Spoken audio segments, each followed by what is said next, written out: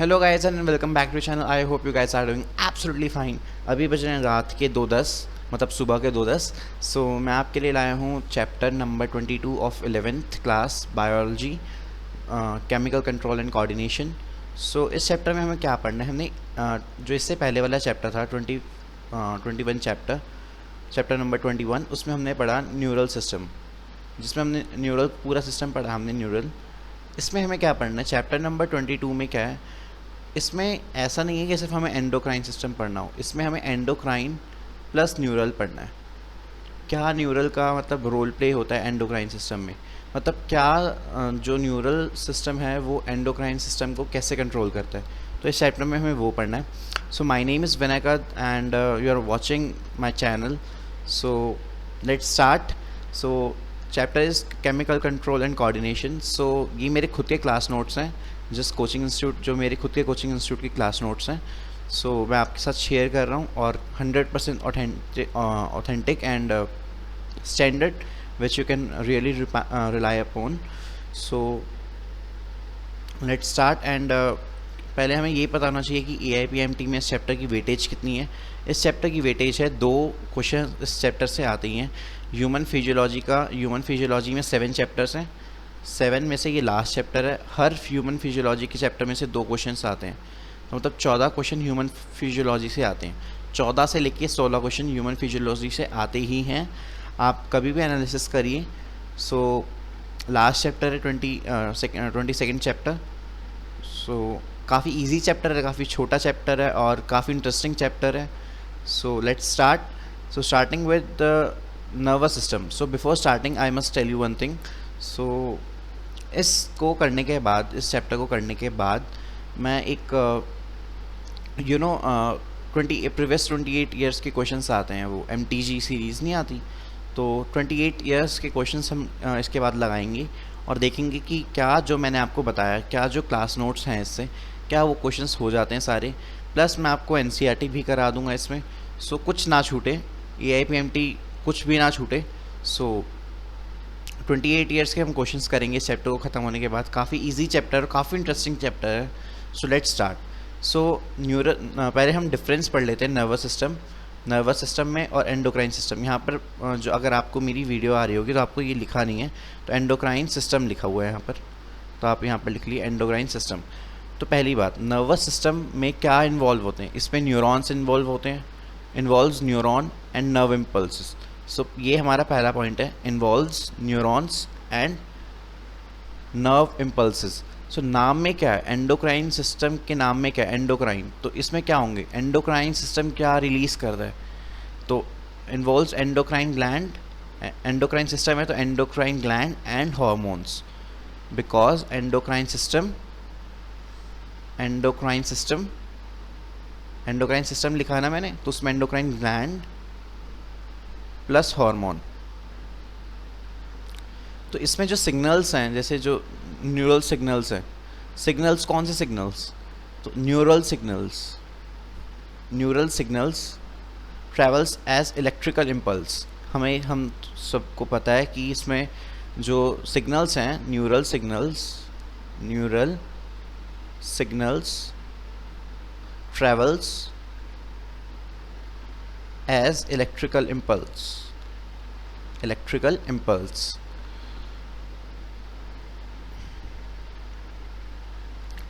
इसमें क्या है? Signals travels as chemicals called hormones.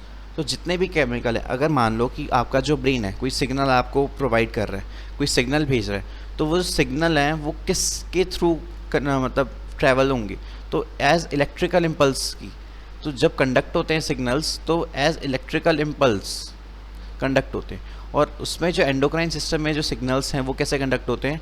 तो उसमें सिग्नल्स ट्रैवल्स एज केमिकल्स। तो जो एंडोक्राइन सिस्टम जो आपको सिग्नल्स प्रोवाइड करता है वो एक केमिकल की फॉर्म में प्रोवाइड करता है, उस केमिकल्स को बोलते हैं hormones. So hormones are the chemicals which are used as signals. So signals travels as chemicals called hormones. ठीक है। सो नेक्स्ट, इसमें पॉइंट टू पॉइंट इंटरेक्शन होती है। इसको अगर आप समझ सकते हो कि जैसे जो आपका जो न्यूरॉन होता है कुछ ऐसा होता है, ये एक न्यूरॉन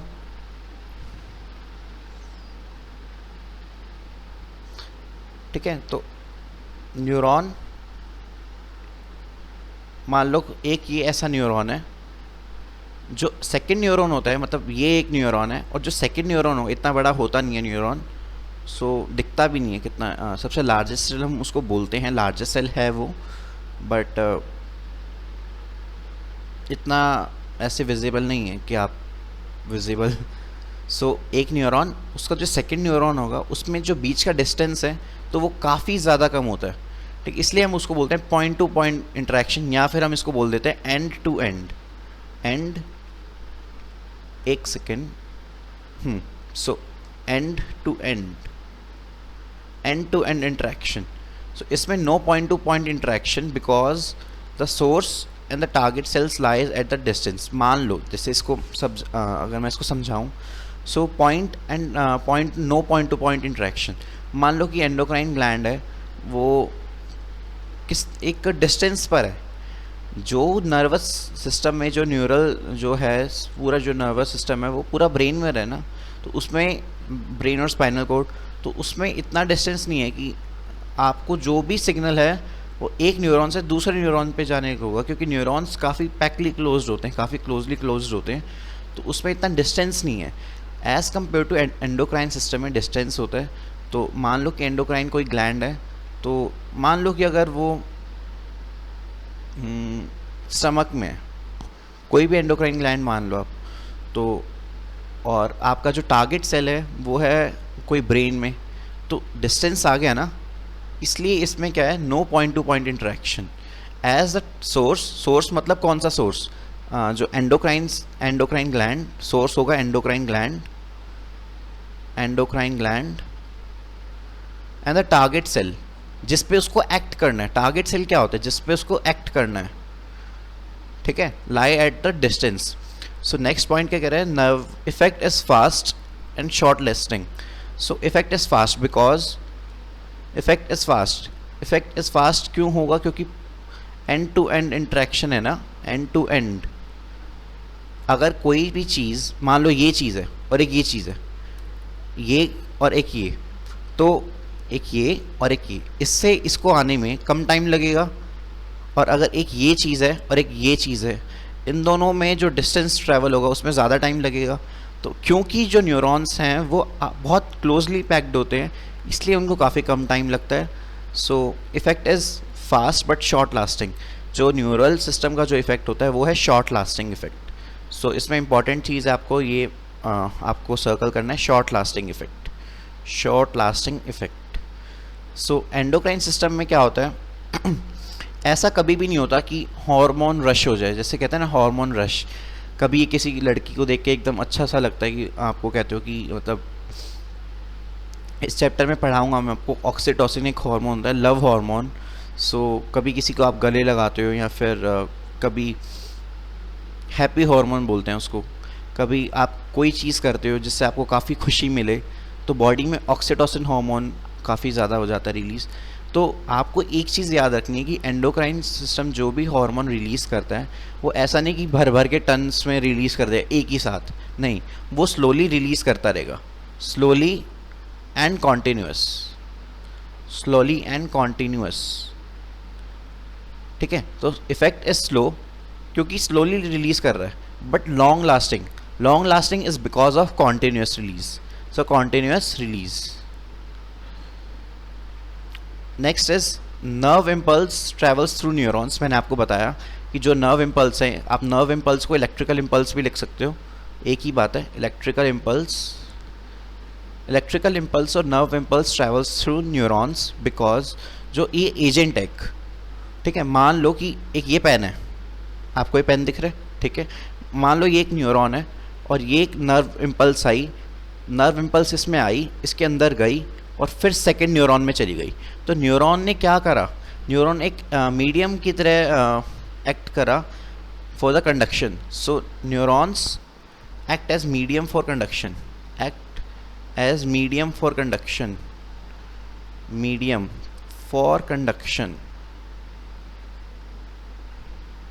ठीक है। So hormones travels through the blood. तो एंडोक्राइन ग्लैंड जब भी कोई हार्मोन रिलीज़ करता है तो किस में रिलीज़ करता है, तो मान लो कि कोई स्टमक में एंडोक्राइन ग्लैंड है और कोई ब्रेन में जो आपका टारगेट साइट है, तो उसको जो पहुंचने में उसको टाइम लगेगा, तो किसके थ्रू पहुंचेगा? नर्वस सिस्टम में तो उसने न्यूरॉन्स के थ्रू पहुंचा दिया, बट एंडोक्राइन सिस्टम में उसको ब्लड के थ्रू जो होता है, तो hormones travels through blood, so hormones travels through blood, ठीक है। So controls physical and physiological activity, so जो न्यूरल सिस्टम कंट्रोल करता है, कंट्रोल्स, इसको आप स्टार्ट करो, controls physical and physiological. Physiological क्या होता है? फिजियोलॉजिकल होता है जैसे मेटाबॉलिज्म हो गया, मेटाबॉलिज्म, देन थर्मोरेगुलेशन, बॉडी का टेम्परेचर मेंटेन करके रखना। तो हमें पता है कि इसमें कौन सा करता है, इसमें एक हाइपोथैलेमस होता है, हाइपोथैलेमस करता है। हाइपोथैलेमस क्या करता है? हाइपोथैलेमस करता है थर्मोरेगुलेशन। सो ये पार्ट किसका होता है? न्यूरल सिस्टम का पार्ट होता है, तो न्यूरल सिस्टम का पार्ट है न्यूरल सिस्टम। और जितना भी अपना एंडोक्राइन सिस्टम है वो क्या कंट्रोल करता है? वो metabolic reactions of the body control करता है। So controls the metabolic reaction of the body, controls the metabolic reaction, metabolic reaction as compare to S. तो न्यूरल सिस्टम एक बार दोबारा हम ले लेते हैं, न्यूरल सिस्टम और नर्वस सिस्टम, न्यूरल नर्वस एक ही बात है, और एंडोक्राइन सिस्टम में क्या डिफरेंस है? पहली बात, कंट्रोल नर्वस सिस्टम के लिए हम बात करते हैं, control physical and physiological activities that are like metabolism, thermoregulation etcetera. Then point to point interaction, nervous जो न्यूरल इम्पल्स या electrical impulse travels through the neurons, effect is fast but short lasting. Then इसमें है involves, nervous system में क्या involve होगा? Involves neurons and nerve impulse, so involves neurons and nerve impulse. ये हमारा point मैंने कर लिया discuss. Signals travels as electrical impulse, point to point interaction because neurons are jammly packed, so point to point interaction.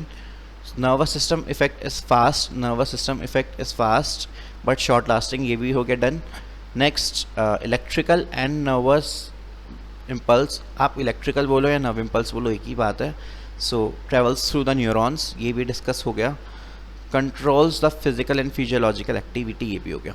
अब हम करते हैं endocrine system की बात। पहली बात, उसमें क्या इन्वॉल्व होता है? Involves endocrine glands, involves endocrine glands and involves endocrine glands and hormones or signals travels through the blood. Effect is slow but long lasting because slow and continuous release होता रहता है। मान लो कि अगर कोई चीज़ continuous आपकी बॉडी में जस्ट स्लोली है, धीरे धीरे आए, बट कॉन्टीन्यूस आ रही है, तो उसका जो इफ़ेक्ट है ना वो बॉडी में देर तक रहता है। तो जैसे एक डॉक्टर है जिनसे मैं मिला था, वो साइकेट्रिस्ट है। सो जितने भी साइकेट्रिस्ट होते हैं, तो जब भी कोई दवाई लिखते हैं, कोई जिसको मेंटल डिसऑर्डर होता है, तो कोई भी दवाई लिखते हैं। सो बेसिकली जैसे अगर मैं आपकी कोई डिप्रेशन में है, कोई डिप्रेशन में है, जैसे मुझे भी एक टाइम पे था, तो डिप्रेशन में क्या करते हैं, तो एक दवाई लिख देते हैं वो। मुझे एक्चुअली दवाई का नाम भी याद नहीं, और मुझे बताना भी नहीं चाहिए कौन सी दवाई। बट उसका मैकेनिज़्म बताता हूँ मैं आपको। दवाई क्या होती है? दवाई में होते हैं हॉर्मोन्स। अगर मैंने आपको स्टार्टिंग में बताया कि ऑक्सीटोसिन जो हार्मोन है वो आपकी बॉडी में जब आप खुश होते हो तो बहुत ज़्यादा होता है oxytocin. Oxytocin is a love hormone, मतलब हैप्पी हार्मोन। तो जब आप डिप्रेशन में होते हो, काफ़ी उदास रहते हो, मतलब मेजर डिप्रेसिव डिसऑर्डर, MDT, कोई भी डिसऑर्डर जो डिप्रेसिव डिसऑर्डर से लिंक्ड होता है, तो डॉक्टर आपको क्या करते हैं, ऐसी जो कैप्सूल्स होते हैं जिसमें ऑक्सीटोसिन के हार्मोन्स, सिंथेटिक हार्मोन्स होते हैं, तो वो क्या करते हैं आप वो एक्चुअली रात को ही दवाई खाई जाती है। तो रात को आप दवाई खाते हो तो स्लोली आपकी बॉडी में ऑक्सीटोसिन रिलीज़ करते हैं, तो आप they help to overcome the depression, ठीक है। आप डिप्रेशन से ओवरकम करते हो क्योंकि आपकी बॉडी में स्लोली ऑक्सीटोसिन बढ़ रहे हैं, आपकी बॉडी में स्लोली बट कॉन्टीन्यूस बढ़ रहे हैं। ऐसा तो नहीं है ना नर्वस सिस्टम की तरह कि एकदम हमने रश कर दिया। एंडोक्राइन सिस्टम कभी भी रश नहीं करता, एकदम flow of the rush of the नहीं होता, ठीक है। उसका इफ़ेक्ट काफ़ी देर तक रहता है एज़ कम्पेयर टू, ऐसा नहीं कि 10-10 साल तक रहेगा, but as compare to nervous system उसका इफेक्ट देर तक रहता है. सो हमने पेज 1 कंप्लीट करा, अब हम पेज 2 की तरफ मूव करते हैं. सो सेकेंड पेज पर हम आ गए, तो एंडोक्राइन ग्लैंड्स हम डिस्कस करते हैं. तो एंडोक्राइन सिस्टम में हमने पेज नंबर फर्स्ट पे हमने क्या डिस्कस करा कि जो एंडोक्राइन सिस्टम है, एंडोक्राइन सिस्टम वो किस चीज़ से मतलब बना है. एंडोक्राइन सिस्टम, पहली बात एंडोक्राइन ग्लैंड से बना है. Endocrine glands plus hormones. ठीक है, तो इन दोनों को जो हम कलेक्टिवली बोलते हैं एंडोक्राइन सिस्टम. सो अब हम डिस्कस करेंगे एंडोक्राइन ग्लैंड्स. तो अब हमें ये डिस्कस करना है एंडोक्राइन ग्लैंड्स. सो पहली बात, हम सबको पता है कि डक्टलेस ग्लैंड्स होते हैं, कि उनमें डक्ट नहीं होती, and which secrete hormones. So hormone secrete करते हैं, ये पहला पॉइंट हो गया. डक्टलेस ग्लैंड्स होते हैं. Endocrine glands are ductless glands. So endocrine glands, endocrine glands are ductless glands. तो ये आपको पता ही होगा. ये endocrine glands are ductless gland which secrete hormone. ये पॉइंट हो गया. Study of the endocrine glands are called endocrinology. तो आप देखते हो कि जो जितने भी बड़े बड़े हॉस्पिटल्स होते हैं लाइक मैक्स, फोर्टिस, तो उसमें कोई भी हॉस्पिटल हो, बड़ा छोड़ो, तो कोई स्पेशलिस्ट होते हैं, हर ब्रांच के स्पेशलिस्ट होते हैं, लाइक गायनेकोलॉजिस्ट, देन एंडोक्राइनोलॉजिस्ट. तो जितना जो एंडोक्राइन में स्पेशलाइजेशन करते हैं, तो एंडोक्राइनोलॉजी जो स्टडी करते हैं, तो एंडोक्राइनोलॉजिस्ट, गायनेकोलॉजिस्ट, मुझे एक्चुअली याद नहीं आ रहे, कार्डियोलॉजिस्ट, न्यूरोसर्जन, न्यूरोलॉजिस्ट, जितने भी अलग अलग हैं. तो study of the endocrine glands are called as endocrinology. So father of the endocrinology is Edison. ये अगर आप छोड़ना चाहो तो छोड़ सकते हो. So it is ally, that is least important.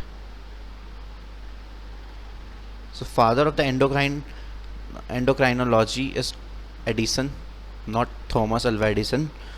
So first hormone discovered which is secreted by the endocrine gland is called as thyroid hormone. So by Kendall. तो जो सबसे पहला जो हार्मोन डिस्कवर हुआ, सबसे पहला जो बॉडी में हार्मोन डिस्कवर हुआ वो था secretin. So first hormone discovered was secretin.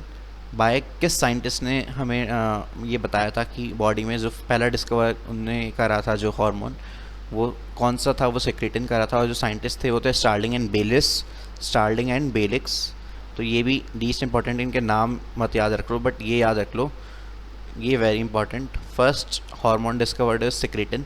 So first hormone discovered ये तो सिक्रेटिन तो एक हार्मोन है ना, बट ऐसा कौन सा हार्मोन है जो एंडोक्राइन ग्लैंड ने सिक्रीट किया था और वो डिस्कवर हुआ था? तो first hormone discovered by the endocrine gland is thyroid hormone discovered by the Kendall. इसको भी आप छोड़ सकते हो, मतलब पूरी लाइन को नहीं, साइंटिस्ट के नाम. तो फर्स्ट हार्मोन तो इसमें कंफ्यूज मत होना. First hormone is secretin. Then first hormone through endocrine gland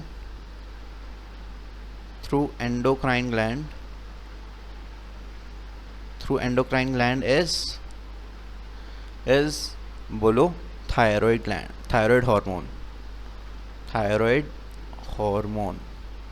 So hormones are the अगली पॉइंट, इसको हम कर चुके हैं डिस्कस, ये भी done. So hormones are the non-nutrient, ये एज इट इज़ NCERT की लाइन है. इंटरसेल्यूलर, इसमें कंफ्यूज होते हैं, जो मैं भी एक बार कंफ्यूज हो गया था, मेरी कोचिंग वालों ने बोला, तो वो खेलते हैं आपके साथ. तो उन्होंने लिखा hormones are the non nutrient intracellular chemical messenger secreted into the blood into the trace amounts by the glands. कौन से ग्लैंड्स? Endocrine glands. सो मैंने गलती क्या करी, मैंने इंटरसेल्यूलर को इंट्रासेल्यूलर, तो इसमें गलती मत कर देना आप. इंट्रासेल्यूलर नहीं होते। सो क्या होते हैं? इंटरसेल्यूलर। सो इसको आप मार्क करो, और ये एनसीईआरटी की लाइन है एज इट इज़, आप एनसीईआरटी से आप पढ़ सकते हो। So hormones are the non nutrient intercellular, देखो मैं भी गलती कर रहा हूँ। So hormones are the non nutrient intercellular chemical messengers that are secreted into the blood in the small amounts. तो आपको शायद मैं आगे बताऊँ, अभी बता देता हूँ। तो ये ट्रेस अमाउंट का क्या चक्कर है कि मैं हैवी अमाउंट में क्यों नहीं लिखता? ये ट्रेस अमाउंट क्या है? What is trace amount?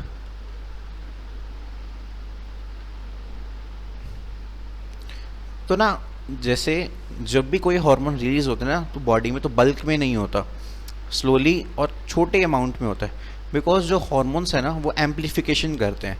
मतलब एक से भले दो, निंजा हथौड़ी एक से भले दो, दो से भले चार, तो वो मल्टीप्लाई करते रहते हैं। सो अगर एक मॉलिक्यूल, अगर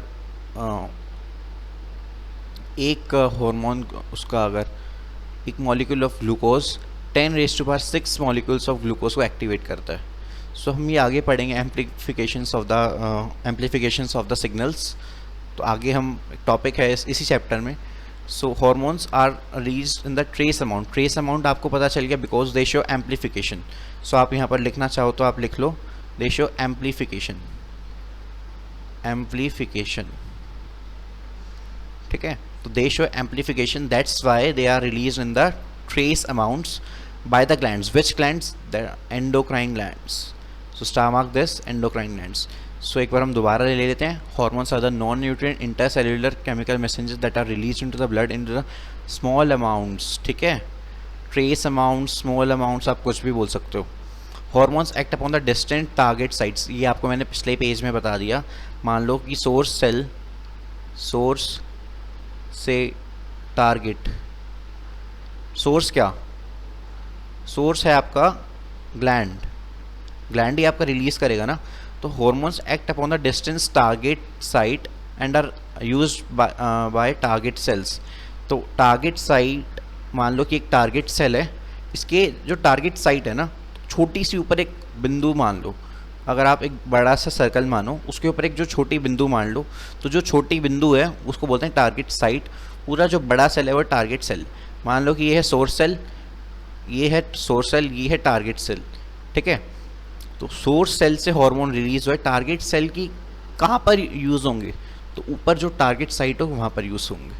सो ज़रूरी नहीं है कि ऊपर हो, कहीं भी, मतलब आप समझ रहे हो ना कि जो टारगेट साइट है, टारगेट सेल में टारगेट साइट है, तो उस पर जब हार्मोन लगते हैं तब बॉडी पे इफेक्ट आता है। So hormones act upon the distance target site and are used by the target cell. ये भी हो गया। Different types of the hormones. तो अब हम पढ़ना है different types of the hormones. So based upon the chemical structure कैसे डिफर करते हैं, एक हार्मोन दूसरे हार्मोन से कैसे डिफर करेगा। तो पहले हम पढ़ रहे हैं अमीनो एसिड डेरिवेटिव्स। तो जो हार्मोन जो अमीनो एसिड के डेरिवेटिव्स हैं, सो अमीनो एसिड डेरिवेटिव्स, सो कौन कौन से हैं आपको याद रखना है। कौन कौन से हैं? एड्रेनलिन, नॉन एड्रेनलिन, इसको एपिनेफ्रिन और नॉर, इसको नॉर बोलते हैं, NOR है ये, nor epinephrine,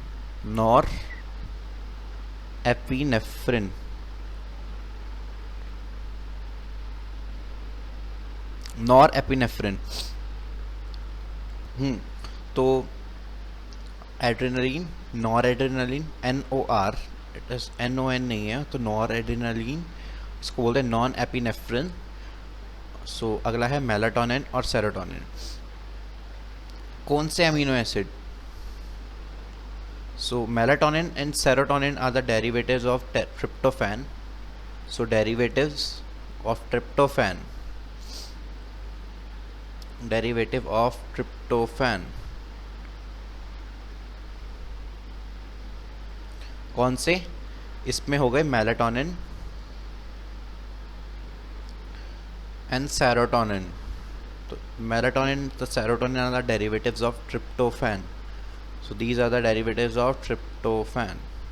Tryptophan is what? Tryptophan is a amino acid. So हम ये किससे हम क्लासीफाई कर रहे हैं? ये हम केमिकल स्ट्रक्चर देख के हम क्लासीफाई कर रहे हैं।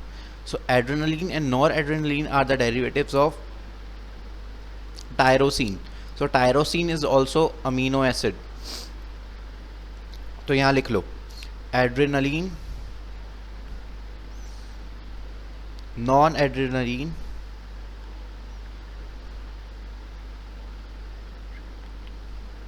ये किसके हैं? ये हैं टायरोसिन के. टायरोसिन. टायरोसिन क्या है? Tyrosine is a amino acid.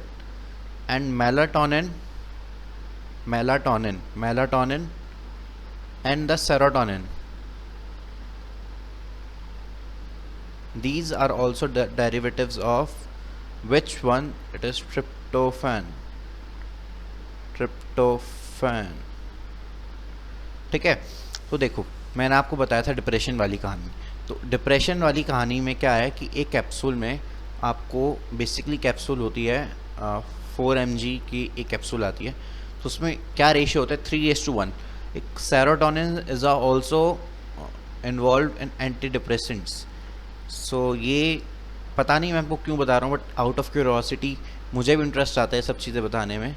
So it is used as anti depressant, used as anti depressant, anti depressant with along with oxytocin. ठीक है. Melatonin and serotonin. So melatonin और सेरोटोनिन दोनों ने सिर्फ serotonin. So serotonin are used as anti depressant along with the oxytocin. So ये हमने पढ़ लिया आयोडीनेटेड डेरिवेटिव्स. अब हम पढ़ रहे हैं अब हमने पढ़ लिए अमीनो एसिड डेरिवेटिव्स. हम पढ़ रहे हैं iodinated derivatives of amino acid. So इसमें दो हैं, एक है T3, एक है T4. So T3 is try iodothyronine और T4 इज टेट्रा आइडोथायरोनिन और थायरोक्सिन. तो इसका T4 को क्या बोलते हैं? हम T4 को बोलते हैं ये आपको याद रखना है, इसमें बच्चे बहुत कंफ्यूज करते हैं. T4 is also known as thyroxine, as thyroxine. ठीक है. So T4 is also known as thyroxine. What are T4? It is tetra iodothyronin and T3 is triiodothyronin. तो T3 और T4 हो गए. और ये क्या होते हैं मैंने बताया. T3 एंड T4 किसके डेरिवेटिव्स हैं? तो these are the derivatives of tyrosine. So tyrosine. So T3 and T4 are the derivatives of tyrosine. So एक बार हम दोबारा ले लेते हैं. अब हमें क्या देखना है एक बार दोबारा.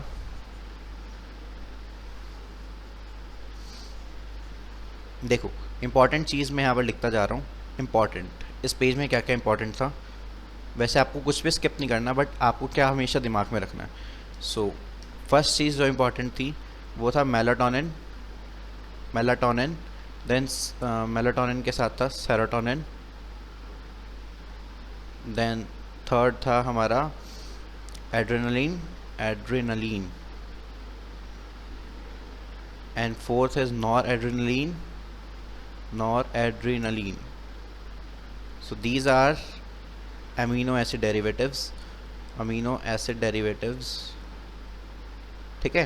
So melatonin and the serotonin. अब आपको क्या रखना है दिमाग में? These are the amino acid derivatives of tryptophan. Tryptophan. Tryptophan is what? It is an amino acid. It is amino acid. ठीक है. So adrenaline and noradrenaline are the derivatives of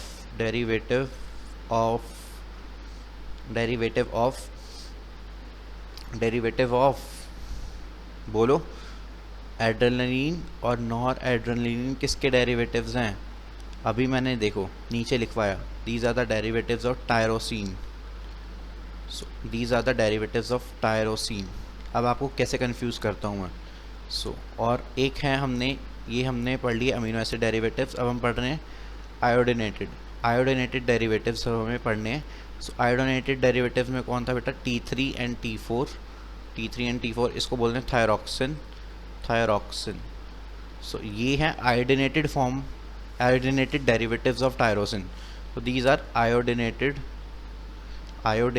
derivatives of tyrosin. ठीक है. और adrenaline and nor adrenaline सिर्फ tyrosine के derivatives हैं. और T3 and T4 are the iodinated derivatives of tyrosine. So these are the iodinated derivatives of tyrosine. तो आपको क्या याद रखना है यहाँ पर, these are the iodinated, ये देखो, these are the iodinated derivatives of tyrosin. तो ये आपको दिमाग में रखना है. और adrenaline and nor adrenaline are the derivatives of tyrosine. So tyrosine and iodinated tyrosine में आपको डिफरेंस रखना है. So tyrosine what's is iodinated tyrosine.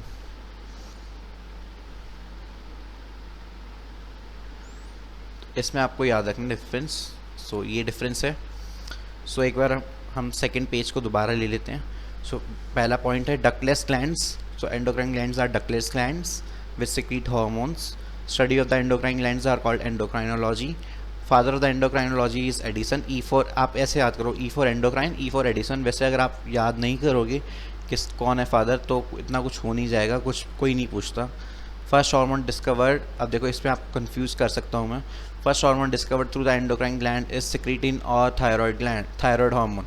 सो जब भी एंडोक्राइन आ जाए तो आपको थायराइड रखना है. तो और first hormone discovered is secretin. Secretin किसने डिस्कवर किया था? सिक्रीटिन डिस्कवर किया था स्टार्लिंग एंड बेलिस से. S for secretin, S for Starling and Bayliss. S for secretin, S for Starling. So first hormone discovered is secretin, discovered by the Starling and Baylis. First hormone discovered through the endocrine gland is thyroid hormone by the Kendall. Then hormones are the non-nutrient intercellular. आपको इसको circle करना है, intercellular, not intracellular. फ़र्क है. Intracellular is cell के अंदर, ठीक है. Intercellular is दो सेल के बीच में. आप अगर आपको पता होगा बसेस में लिखा होता है interstate, intrastate, DTC, Delhi transport corporation जो है बसेस हैं, DTC बसेस हैं, वो इंट्रा स्टेट है, ठीक है. मतलब वैसे टेरिटरी है हमारी बट वो इंट्रा है ना. DT ऐसा तो है नहीं. आपने जो ग्रीन या रेड बस आप DTC की देखते हो तो वो यहाँ से लेके मनाली या शिमला चली जाए, नहीं ना, तो वो दिल्ली के अंदर ही रहती है. तो दैट इज़ इंट्रा, अंदर ही अंदर. और एक होता है इंटरस्टेट जो यहाँ से लेके, जैसे वॉल्वो हो गई, यहाँ से लेके मनाली शिमला जाती है तो वो इंटरस्टेट हो गई. So that is hormones are the intercellular, दो सेल्स के बीच में, ठीक है. So hormones are the non nutrient intercellular chemical messenger that are released into the bloods in the trace amounts. मैंने आपको बताया रीज़न, ट्रेस अमाउंट का क्या रीज़न है. Because they show the amplification of the signals. अगर आप एक signal भेजोगे तो उसका 10 टाइम्स तो बहुत छोटी बोल दिया मैंने. अगर आप एक सिग्नल भेज रहे हो तो उसका 10⁻6 टाइम्स तक एम्पलीफाई करता है एक hormone. So hormones are the non-nutrient intercellular chemical messengers that are secreted into the blood in the trace amounts by the glands. कौन से glands? Endocrine glands. So hormones, अगला है बेटा, hormones act upon the distant target site and are used by the target cells. तो target site पे target cell होंगे. Types of hormone हमने classify करा उसके chemical structure पे. So amino acid derivatives पहले हमने करा एड्रेनलिन एंड नॉर एड्रेनलिन. देखो वो है adrenaline and nor adrenaline and adrenaline are the derivatives of the tyrosine. And tyrosine is what? Tyrosine is what? It is an amino acid. So और melatonin and serotonin are the derivatives of the tryptophan. So amino acid derivatives के हो गए 4. तो आप ऐसे याद करो, A4 sheet होती है ना, A4 शीट. सो A4 शीट इसलिए अमीनो एसिड डेरिवेटिव्स के 4 हार्मोन्स है. कौन कौन से? पहला है पहला है adrenaline, nor adrenaline, then melatonin, then serotonin. Serotonin are used in anti depressants along with oxytocin. So next is अब हम iodinated forms of amino acids T3 and T4. T4 is thyroxine. T4 ज़्यादा उसमें होता है, मतलब ये आपको चलो आगे बताता हूँ मैं, छोड़ो इसको. T4 is thyroxine. Then T3 and T4 are the iodinated derivatives of the tyrosine. तो यहाँ हम सेकंड पेज भी कंप्लीट कर लिया. अब हम थर्ड पेज पे कंटिन्यू करते हैं. तो हम करेंगे डिस्कस अमीनो एसिड्स जो हार्मोन्स हैं जो स्मॉल पेप्टाइड के डेरिवेटिव्स हैं। हमने डिस्कस कर लिया अमीनो एसिड के डेरिवेटिव्स एंड देन हमने करा आयोडीनेटेड डेरिवेटिव्स। सो हम डिस्कस करेंगे small peptide. So discussing small peptide.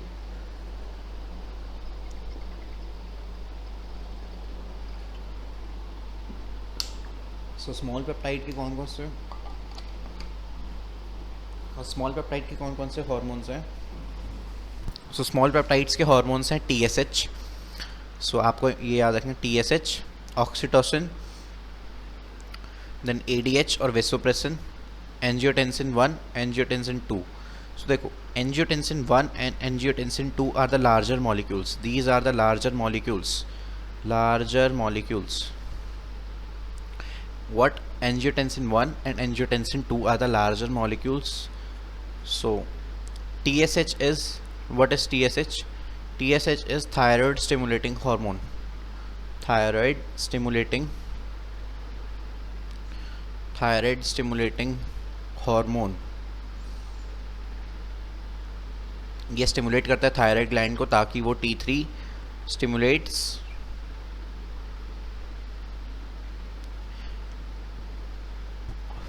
thyroid gland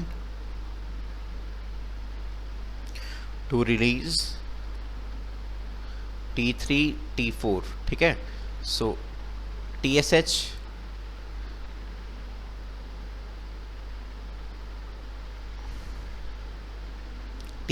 RH और TRH। TRH is, what is TRH? TRH is thyroid, आपको ये अभी नाम बस आपको फुल फॉर्म पता होनी चाहिए, releasing hormone, TRH, thyroid releasing hormone. TSH मैंने बता दिया, thyroid stimulating hormone. TSH TRH, तो TSH and TSH RH is thyroid stimulating hormone, releasing hormone. RH is releasing hormone. So ठीक है। सो स्मॉल पेप्टाइड्स में कौन कौन से हैं? TSH, RH और TRH, ऑक्सीटोसिन, देन ADH और वेसोप्रेसिन। देखो एक हैक बताता हूँ आपको बायोलॉजी में। जब भी ऑक्सीटोसिन आ जाए ना कहीं पर, जब भी ऑक्सीटोसिन का कहीं भी अगर डिस्कस हो, देखना उसके आसपास ADH ज़रूर होगा। ADH और वेसोप्रेसिन ना। सो जब भी अगर ऑक्सीटोसिन दे रखा हो तो ADH और वेसोप्रेसिन पक्का आसपास ही होगा। तो देखो, तो यहाँ पर देखो TSH RH हमने पढ़ लिया। मतलब अभी आपको अगर इसके फंक्शन नहीं पता तो उसको आप घबराइए मत, फंक्शंस मैंने अभी बताए ही नहीं है आपको, तो अभी तो बस नाम बता रहा हूँ ना। तो TSH RH और TRH, then oxytocin, then ADH और vasopressin, then angiotensin 1 and angiotensin 2। Angiotensin 2 is octapeptide 8 का, और एंजियोटेंसिन 1 इस डेकापेप्टाइड 10 का, 10 मॉलिक्यूल्स का बना होता है। ADH एंड ऑक्सीटोसिन देखो अभी भी साथ में आ रहे हैं। ऑक्सीटोसिन अकेला नोना पेप्टाइड नहीं है, नोना मतलब 9। सो ऑक्सीटोसिन प्लस ADH आ रहे हैं ना, अभी भी साथ में ही आ रहे हैं ADH। So oxytocin plus ADH is nona peptide. ठीक है। सो ये भी हो गया। Angiotensin 1 is decapeptide, angiotensin 2 is octapeptide. So next is larger peptide. Larger में 2 ही आते हैं, इंसुलिन एंड ग्लूकागॉन। देखो पेप्टाइड किस चीज़ से बना होता है? पेप्टाइड किस चीज़ से बना होता है? इज़ अ पेप्टाइड प्रोटोन, मतलब सॉरी प्रोटोन गलत बोल दिया मैंने। पेप्टाइड क्या है? प्रोटीन। तो पेप्टाइड और प्रोटीन किस चीज़ से बने होते हैं? विद द, मतलब अगर आप अमीनो एसिड को साथ में जोड़ दें तभी तो प्रोटीन बनता है, बाय अमीनो एसिड्स। ठीक है। अमीनो एसिड जब आपस में बाइंड करते रहते हैं तो प्रोटीन बनाते हैं, बाइंडिंग ऑफ अमीनो एसिड्स। सो देखो इसमें देखो डेकापेप्टाइड, ऑक्टापेप्टाइड, लार्जर पेप्टाइड, इसमें कितने मतलब डेकापेप्टाइड। ठीक है। पेप्टाइड बता रहे कितने पेप्टाइड के मॉलिक्यूल है। लार्जर पेप्टाइड में इंसुलिन में 51 amino acids, because peptide is form peptide है जो अमीनो एसिड से ही बनता है, और glucagon is 29 amino acids. So these are, एक चीज़ और आप लिख लो यहाँ पर, दीज आर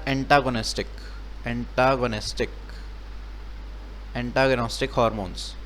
अब आप बोलोगे कि एंटागोनिस्टिक हार्मोन्स क्या होते हैं, घबराइए मत अगर कोई नई टर्म लग रही है, आगे भी डिस्कस करेंगे हम। एंटागोनिस्टिक हार्मोन्स वो होते हैं जो अपोजिट काम करते हैं। अगर एक हार्मोन अगर आपका ब्लड ग्लूकोज लेवल को मेंटेन कर रहा है, मतलब उसको कम कर रहा है, तो और दूसरा उसको बढ़ा रहा है, तो ये अपोजिट हो गए। तो एंटागोनिस्टिक हार्मोन्स वो होते हैं जो अपोजिटली काम करते हैं। सो बट जब हमारी बॉडी का जो ब्लड ग्लूकोज लेवल है, अभी एक लाइन भी आएगी आगे, so blood glucose level of the our body is maintain collectively by the action of collectively maintain by the action of the insulin and glucagon. So इन दोनों के कलेक्टिवली एक्शन से हमारी जो बॉडी का ग्लूकोज लेवल मेंटेन रहता है। ऐसा नहीं कि मान लो किसी को डायबिटीज़ है, सो उसकी बॉडी में इंसुलिन का प्रोडक्शन कम है, that's why they are suffering from diabetes. So but मुझे डायबिटीज़ नहीं है, सो मेरी बॉडी में जो ब्लड ग्लूकोज का जो लेवल है वो सिर्फ ऐसा नहीं है कि कम है तो इंसुलिन मेंटेन कर रहा है, नहीं, वो इंसुलिन और ग्लूकागॉन दोनों मेंटेन कर रहे हैं। सो लार्जर पेप्टाइड कौन से, इंसुलिन एंड ग्लूकागॉन दोनों। स्टेरॉयडल, देखो टेस्टोस, जितने भी स्टेरॉन आ जाते हैं ना, स्टेरॉइड्स, जैसे जो भी जिम विम जाते हैं, या शायद आपने सुना भी होगा, तो एक्चुअली ना मैं आउट ऑफ क्यूरियोसिटी कभी मेडिसिन का नाम बता देता हूँ, या फिर बता देता हूँ क्या इसका क्या मोड ऑफ एक्शन है, मोड ऑफ मैकेनिज्म क्या है। सो चलो, जिम विम जो लोग जाते हैं जिनको बॉडी वॉडी बनानी होती है, उनका क्या होता है, जो चेस्ट होती है वो काफ़ी ब्रॉड होती है, और जो नीचे मतलब जो उनका ये बेली रीजन होता है ये काफ़ी मतलब फ्लैट होता है। सो मतलब बल्क जो बॉडी बोलते हैं हम जिनको, या जिनको ऐसी बॉडीज़ पसंद होती हैं, या लीन एकदम उनका जो फिज़ीक होता है। So most of the gym trainers मतलब रिकमेंड करते हैं कि आप अगर आपको इंस्टेंट रिजल्ट चाहिए तो आप ना स्टेरॉइड्स खाओ, सिंथेटिक स्टेरॉइड्स। सो हमारी जो मेल्स होते हैं, जो मेल होता है, तो उसकी बॉडी में ना टेस्टोस्टेरॉन नेचुरली प्रोडक्शन, उसकी नेचुरली प्रोडक्शन होती है टेस्टोस्टेरॉन की। फीमेल्स में भी होती है but negligible as compare to males, negligible as compare to males. So testosterone is our natural steroidal hormones. They help in the building the muscles, then tone, muscle tone, muscles, gaining muscles mass, then muscularity. ये testosterone का काम है। स्टेरॉन आ रहा है ना, ये देखो, स्टेरॉन जब भी आ जाए, स्टेरॉन मतलब स्टेरॉइड, ऐसा मान लो चलो आप, ठीक है। तो जो जिम विम जाते हैं तो कहते हैं कि अगर आपको ज़्यादा बॉडी वॉडी बनानी है, मेरे एक बार मैं भी जब जिम जाता था पहले, तो मेरे भी जिम ट्रेनर ने बोला, मुझे रिकमेंड करा कि अगर आपको ज़्यादा मतलब इंस्टेंट रिजल्ट चाहिए, विद इन अ मंथ आपको एब्स वैब्स बनाने हैं, या आपको कोई कॉम्पिटिशन्स में जाना है, तो जिसके लिए आपको अच्छी बॉडी वॉडी चाहिए, या फिर आप ज़्यादा पैसा लगा सकते हो अपने ऊपर, तो आप ना स्टेरॉइड्स खाओ। सो मैं घबरा गया कि मुझे एक्चुअली आइडिया था कि मतलब steroids are harmful for our body, मतलब not natural steroids but synthetic steroids are harmful for our body. So क्या, तो उसने बोला, मैंने क्या प्रोसीजर है, मुझे पता था, कहते कि ना एक सिंथेटिक स्टेरॉइड्स होता है डायनाबोल नाम का, सो आप वो खाओ। देखो इसमें भी ऑल आ रहा है, स्टेरॉइड, ऑल टेस्टोस्टेरॉन जितने भी है ना वो सब स्टेरॉइड्स हैं। डायनाबोल इज़ अ सिंथेटिक टेस्टोस्टेरॉन, ठीक है। आपकी बॉडी में टेस्टोस्टेरॉन बन रहा है, आप क्योंकि मेल हो तो आपकी बॉडी में टेस्टोस्टेरॉन बनेगा, प्लस आप डायनाबोल से सिंथेटिक टेस्टोस्टेरॉन भी खा रहे हो, मतलब ले रहे हो, तो आपकी बॉडी में टेस्टोस्टेरॉन ज़्यादा होगा, तो आप में मतलब ज़्यादा एंड्योरेंस, स्ट्रेंथ, आप में ज़्यादा स्ट्रेंथ आ जाएगी, कोई भी काम करने की स्ट्रेंथ ज़्यादा होगी। सो आपकी मसल्स बहुत जल्दी बन जाएंगी। So one of the reason कि मैंने नहीं खाया कि एक तो ऑब्वियसली काफ़ी कॉस्टली होते हैं वो सब चीज़ें, and second is sperm count काफ़ी कम कर देती हैं सब चीज़ें, कि मतलब स्पर्म काउंट काफ़ी कम कर देती हैं, मतलब जितने भी जितने भी सिंथेटिक टेस्टोस्टेरोन हैं, जितने भी सिंथेटिक मतलब ड्रग्स हैं, सो स्पर्म काउंट काफ़ी कम कर देती हैं। देन बैल्डनेस, आप गंजापन जिसको बोलते हैं।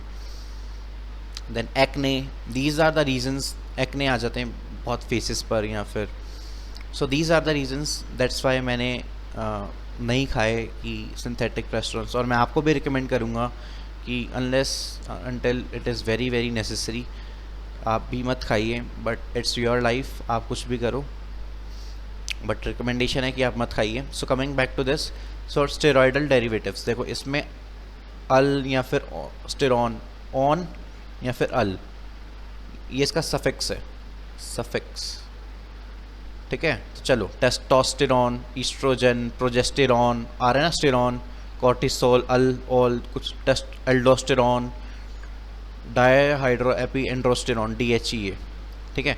सो कौन कौन से हो गए? टेस्टोस्टेरॉन, देखो टेस्टोस्टेरॉन आ रहा है ना, स्टेरॉन, ईस्ट्रोजन, प्रोजेस्टेरॉन, देन DHEA, डायहाइड्रोएपी एंड्रोस्टेरॉन, एंड्रोस्टेरॉन, देखो एंड्रो आ रहा है ना, एंड्रोजन, स्टेरॉन, ये देखो स्टेरॉन, देन एल्डोस्टेरॉन, फिर से स्टेरॉन आ रहा है, ये हो गया पहला, ये दूसरा, ये तीसरा, ये चौथा और ये पांचवा। एक और आप ले लो, टेस्टोस्टेरॉन, ये देखो estrogen and the progesterone are primarily found in female, female में ज़्यादा होते हैं, मतलब इसकी ज़्यादा होते हैं फीमेल्स में, टेस्टोस्टेरॉन मेल्स में ज़्यादा होता है। This is represented by male and it is female, ठीक है। इसको मेल बोलते हैं, जब भी ऐसा साइन बना हो मतलब मेल, और इसको बोलते हैं फीमेल। जिसको पता है वेल एंड गुड, जिसको नहीं पता तो आज आपको भी पता चल गया। सो एक हो गया कॉर्टिसोल, एक कॉर्टिसोल और हम भूल गए थे, कॉर्टिसोल। इनके फंक्शंस सबके फंक्शंस हमें पढ़ने हैं चैप्टर में। कॉर्टिसोल या फिर कॉर्टिसोन, कुछ भी बोल दो आप, एक ही बात है, ठीक है। अगला है glycopeptides, glycoproteins. So glyco plus proteins is glycoproteins.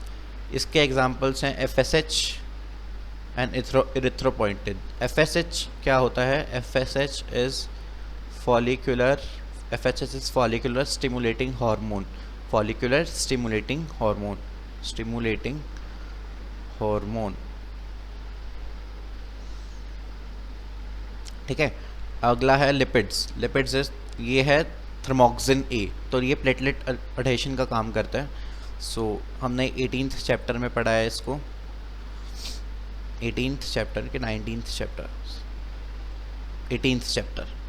So thromboxane A, then prostaglandins and leukotrienes are some hormones. So mediate का क्या मतलब होता है? मीडिएट का मतलब होता है, मीडिएट का मतलब होता है मीडिएट का मतलब होता है to solve dispute. Mediate means to solve dispute, ठीक है। कोई भी मतलब आपस में, मतलब जैसे गांव में क्या होता है कि कभी भी कोई डिस्प्यूट हो जाता है तो पंचायत बैठती है। सो पंचायत मीडिएट कर रही है कोई भी डिस्प्यूट को, मतलब उसका हल निकाल रही है। सो प्रोस्टाग्लैंडिन्स क्या होते हैं हमारी बॉडी में? जब भी हमें इन्फ्लामेशन मतलब स्वेलिंग, आप याद कर लो, स्वेलिंग या पेन होता है या फीवर होता है, पेन या फिर फीवर, तो हमारी बॉडी में प्रोस्टाग्लैंडिन्स बढ़ जाते हैं। सो प्रोस्टाग्लैंडिन्स बढ़ जाते हैं। या फिर जब भी फीमेल की बॉडी में स्पर्म रिलीज़ होता है, मतलब जब भी कॉपुलेशन, मतलब अनप्रोटेक्टेड इंटरकोर्स में, जब भी अनप्रोटेक्टेड इंटरकोर्स में ही स्पर्म रिलीज होगा बॉडी, फीमेल की बॉडी में, सो उनका टेम्परेचर 1 से 1.5 डिग्री सेल्सियस तक बढ़ जाता है। 1 से 1.5 डिग्री सेल्सियस तक का टेम्परेचर बढ़ जाता है फीमेल बॉडी का, ठीक है। सो टेम्परेचर बढ़ जाता है, दैट्स मतलब, तो उनकी बॉडी में प्रोस्टाग्लैंडिन्स बढ़ जाते हैं। देखो टेम्परेचर बढ़ रहा है, पेन मतलब फीवर, मतलब anything above than 37 degree Celsius is termed as fever. So उसकी बॉडी में, उनकी फीमेल्स की बॉडी में प्रोस्टाग्लैंडिन्स बढ़ जाते हैं, prostaglandins increase during unprotected sexual intercourse. ठीक है, तो प्रोस्ट और ल्यूकोट्राइन्स, ये ट्राइम्स कर लो आप, एम है, मीडिएट इन्फ्लामेशन एंड एलर्जी। जब भी आपकी बॉडी में एलर्जी आती है तो बॉडी में ल्यूकोट्राइन्स का जो उनकी मात्रा है वो काफ़ी बढ़ जाती है। सो ये पेज नंबर 3 भी ख़त्म हुआ। सो पेज 3 एक बार हम दोबारा ले लेते हैं। सो पेज 3 हम दोबारा ले रहे हैं। सो पेज 3 क्या कहता है कि हमने सबसे पहले हमने पढ़े पेज 3 में, एक सेकंड में इसको रब कर रहा हूँ।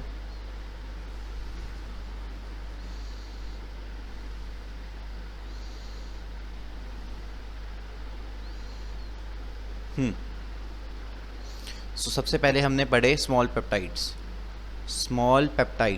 सबसे पहले हमने ये पढ़े। स्मॉल पेप्टाइड्स कौन कौन से आए? स्मॉल पेप्टाइड्स हमारे आए, देखो ऑक्सीटोसिन जब भी आएगा तो क्या आएगा उसके साथ? वेसोप्रेसिन। सो ऑक्सीटोसिन, वेसोप्रेसिन या फिर ADH बोलते हैं हम इसको। So collectively they are nonapeptide, 9 peptides के मॉलिक्यूल्स। देन एंजियोटेंसिन 1,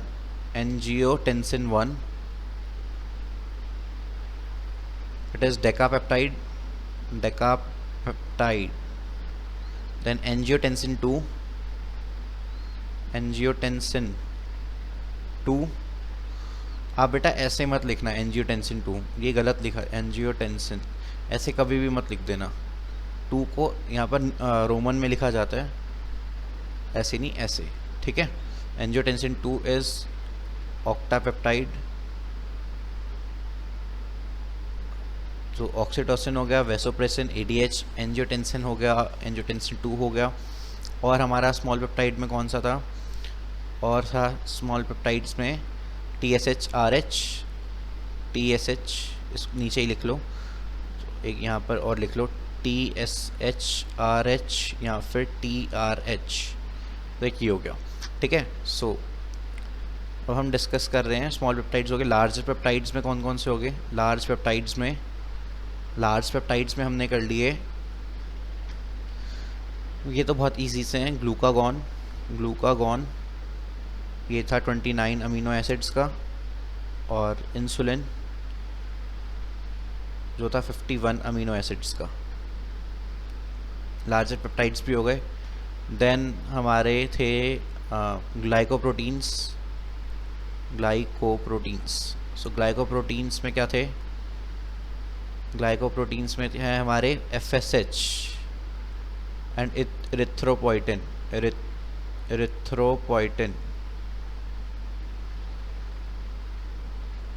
ठीक है, FSH and erythropoietin. Then lipids में था हमारे थर्मोक्सिन A, देन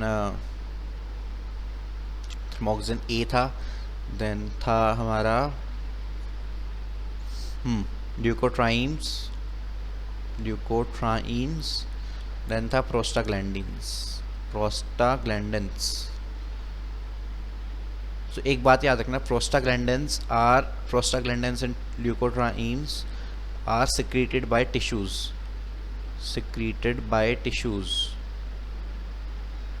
ठीक है, so prostaglandins and leukotrienes are secreted by the tissues। ठीक है, तो स्मॉल पेप्टाइड में हमने TSH पढ़ लिया, ऑक्सीटोसिन, बोलते चलो, बोलो। स्मॉल पेप्टाइड में TSH RH या TRH, ऑक्सीटोसिन के साथ आएगा ADH, वेसोप्रेसिन, एंजियोटेंसिन 1, एंजियोटेंसिन 2। ठीक है, ग्लाइकोप्रोटीन, FSH एंड इरिथ्रोपोइटिन। ठीक है, larger peptides, glucagon and insulin. ठीक है, और then steroidal, testosterone, progesterone, estrogen, और बोलो DHEA, कॉर्टिसोल एंड कॉर्टिसोन। ठीक है, तो ये भी हो गया। अब उसके बाद था लार्जर पेप्टाइड्स हो गया, स्टेरॉइडल हो गया, ग्लाइकोप्रोटीन्स हो गया। लिपिड्स में था thromboxane A, that is platelet adhering hormones, leukotrienes and prostaglandin का काम mediate inflammation, pain and fever. Prostaglandins का काम है mediate inflammation, pain and fever. Leukotrienes का है मीडिएट इन्फ्लामेशन एंड एलर्जी, ठीक है। तो ये ल्यूकोट्राइम्स हो गया और ये प्रोस्टाग्लैंडिन्स हो गए। Prostaglandins and leukotrienes are the secreted by the tissues. So with this हमारा थर्ड पेज भी ख़त्म होता है, हम फोर्थ पेज डिस्कस करते हैं। सो सेकंड हमने जो हमारा क्राइटेरिया, हमारा जो फर्स्ट क्राइटेरिया था वो हमारा क्राइटेरिया था, कौन सा क्राइटेरिया था हमारा, केमिकल स्ट्रक्चर का। सो केमिकल स्ट्रक्चर में हमने कर लिया discuss amino acid derivatives, then हमने कर लिया iodinated derivatives, then small peptides, then steroidal, then larger peptides, then glycoproteins, और फिर आखिरी में हमने करा ल्यूकोट्राइन्स प्रोस्टाग्लैंडिन्स वाला। सो अब हम सेकंड बेस ले रहे हैं। सेकंड बेस, फर्स्ट बेस क्या था हमारा, फर्स्ट बेस था हमारा केमिकल स्ट्रक्चर, केमिकल स्ट्रक्चर ये था हमारा फर्स्ट बेस। अब हम सेकंड बेस ले रहे हैं। सेकंड बेस है बेस्ड अपॉन द सॉल्युबिलिटी, ठीक है।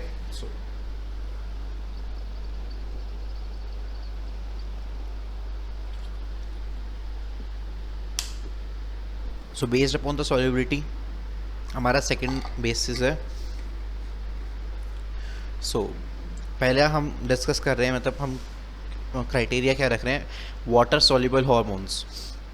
सो वाटर सॉल्युबल हार्मोन्स, पहला है water soluble hormones, hormone that are soluble. Water soluble hormones को हम बोलते हैं हार्मोन्स सॉल्युबल एंड, बेटा water is polar, so polar solvents, polar solvents, hormones soluble in polar solvents oblique water soluble hormone, water soluble hormone, ठीक है। सो आपको क्या रखना, याद रखना, amino acid derivatives, then glycoproteins और दोनों पेप्टाइड्स, ग्लाइकोप्रोटीन्स और दोनों peptides, smaller peptides and larger peptides, दोनों पेप्टाइड्स वाटर सॉल्युबल होते हैं,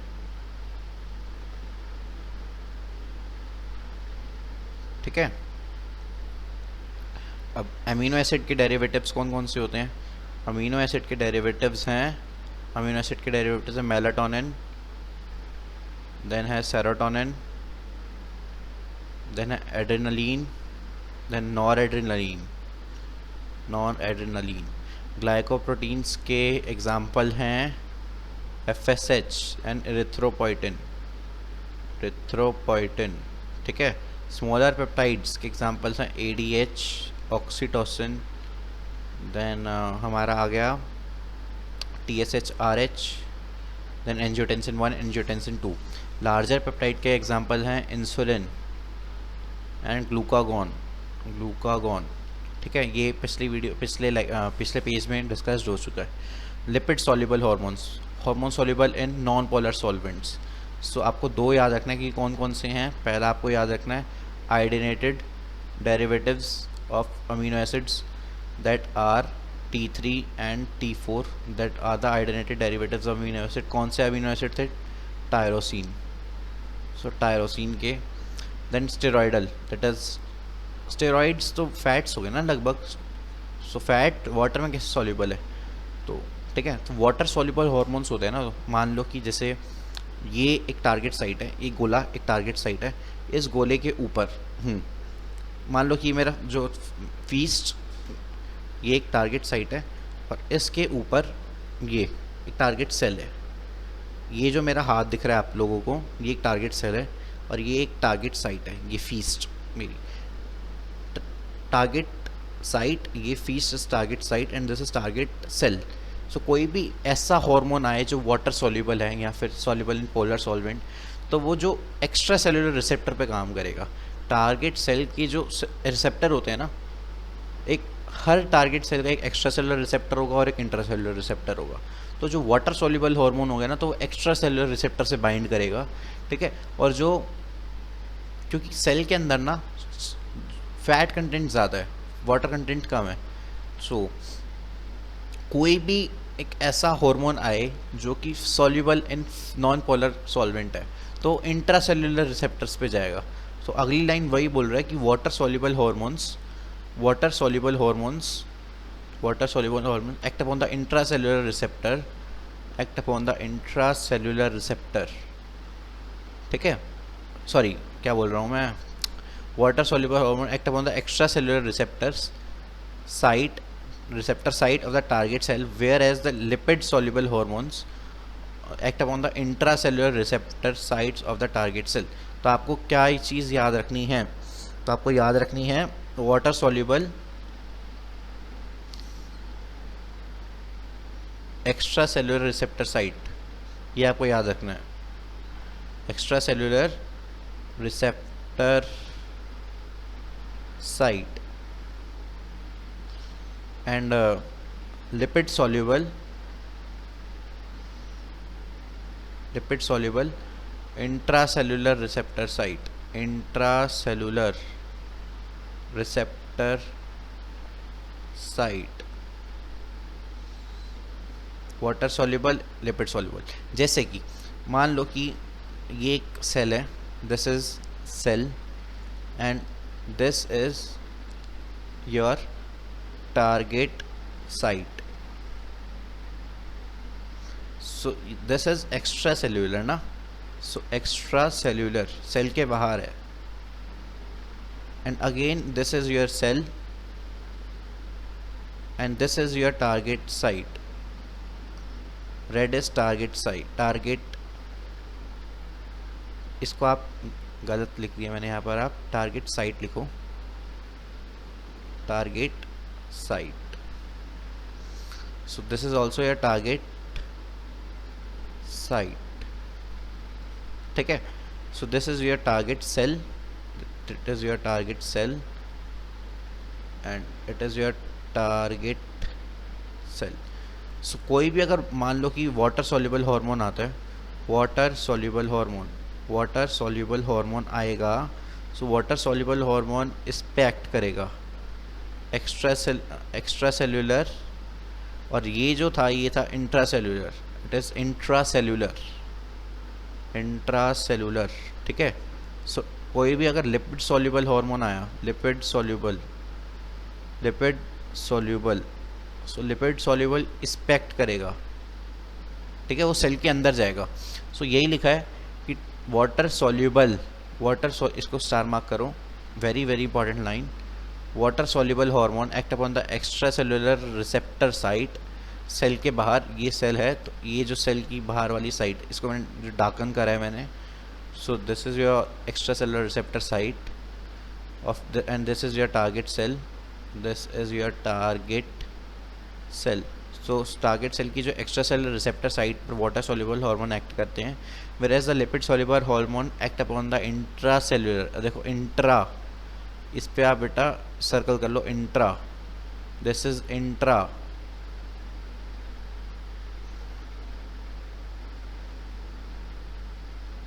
चलो मैं आपको एक कंफ्यूज करता हूँ, receptor site of the target cell. देखो अब मैं इसको ऐसे लिख सकता हूँ, water soluble hormones acts upon the intercellular target sites of the target cell, पहली statement.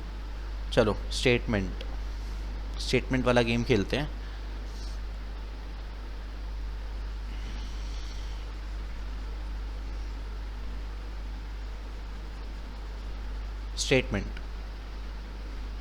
Statement number 1, statement number 1 क्या कहती है, मैं कह रहा हूँ water soluble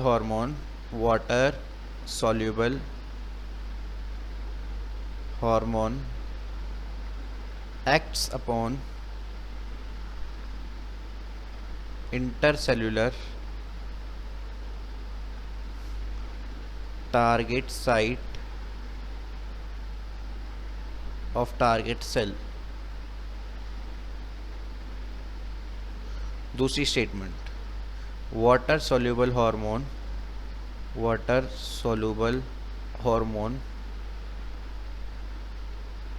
acts upon extracellular site of target cell। So आपको बताना है कि स्टेटमेंट 1 करेक्ट है, which is correct, which is correct, ये आपको बताना है, which is correct. So option number A, statement 1 is correct, statement 2 is correct, statement both are correct,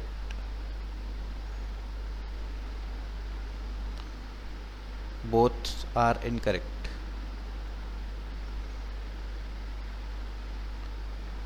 तो मैंने आपको दो स्टेटमेंट दी है. स्टेटमेंट 1 क्या कह रही है, water soluble hormones acts upon the intercellular target site of the target cell, ये पहली statement. Statement number 2, water soluble hormones acts upon the extracellular receptor site of the target cell, this is statement 2. सो आपको बताना statement 1 correct है, statement 2 correct है, दोनों correct हैं, दोनों गलत है. सो ये तो करेक्ट ही है, ये तो आपको लाइन लिखवा दी ना मैंने, एक्स्ट्रा सेलुलर, ये ना, तो इसमें दे तो रखा है एक्स्ट्रा सेलुलर, ये तो वही है ना, water soluble hormone act upon the extra cellular site of the target cell, this is absolutely correct. So ये तो करेक्ट हो गई.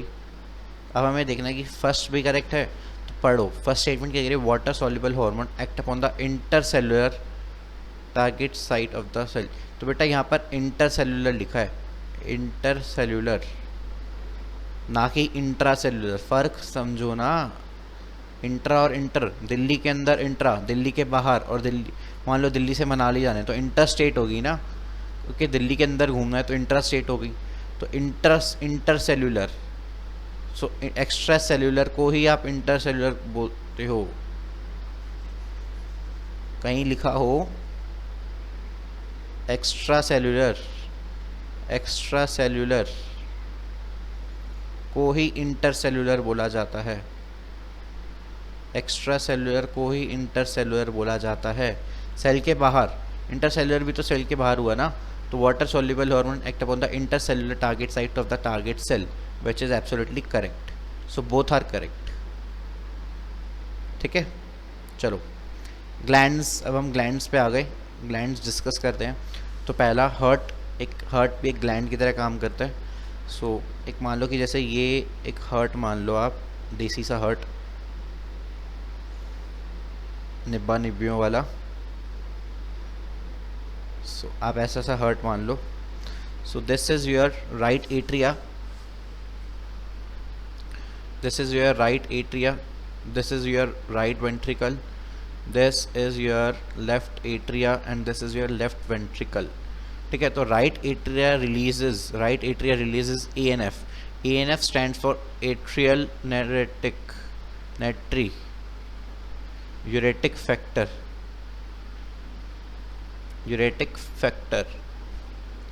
ANF stands for atrial natric uretic factor. So right atria secretes the ANF. ठीक है, ऐसे याद करो, A for atria, A for ANF. It suppresses RAS and causes vasodilation. हमने 19th chapter that is excretion में हमने ये पढ़ा है. RAS is renin, angiotensin, aldosterone system. तो देखो रेनिन की स्पेलिंग ये होती है, एक होता है रेनिन RENIN, एक होता है REIIN. So this is your hormone, renin is your hormone and RENNI is your enzyme. So confuse यहाँ पर भी कर सकता हूँ मैं आपको. सो लास्ट में आपको एक क्वेश्चंस कराऊंगा जिसमें आपको कंफ्यूज करने की मैं पूरा ट्राई करूँगा, और आपको भी पूरा ट्राई करना है कि आपको ऑल करेक्ट करना है, या कंफ्यूज बिल्कुल नहीं होना. सो heart, right atria secretes the ANF, that is atrial natriuretic factor. It suppresses the RAS and causes vasodilation. ठीक है, RAS का काम क्या होता है, RAS का कॉन्ट्रैक्शन का काम होता है. जब RAS को स्टॉप करा जाता है तो vasodilation होती है, vasodilation when RAS stops. ठीक है, चलिए नेक्स्ट. किडनीज। अब किडनीज भी हार्मोन रिलीज़ करता है विच इज़ इरिथ्रोपोइटिन। इरिथ्रोपोइटिन का काम क्या होता है? पहले आपको रेनिन का काम पता है? ये इसका काम क्या होता है? इसका काम होता है कंस्ट्रक्शन करना, construction. This is the work of the renin. So JGA stands for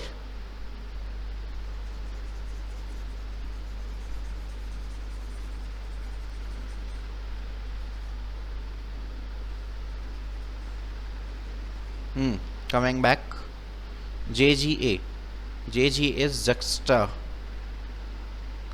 glomerular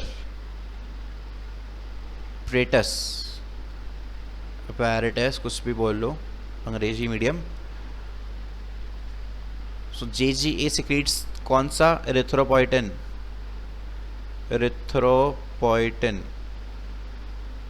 then renin, then calcitriol. तीनों ही very very very very important. So erythropoietin का काम होता है formation of, helps in the formation of RBC, helps in the formation in RBCs। Renin का काम क्या होता है? कंस्ट्रक्शन कराना। कैल्सिट्रायोल का काम क्या होता है? Calcium homeostasis.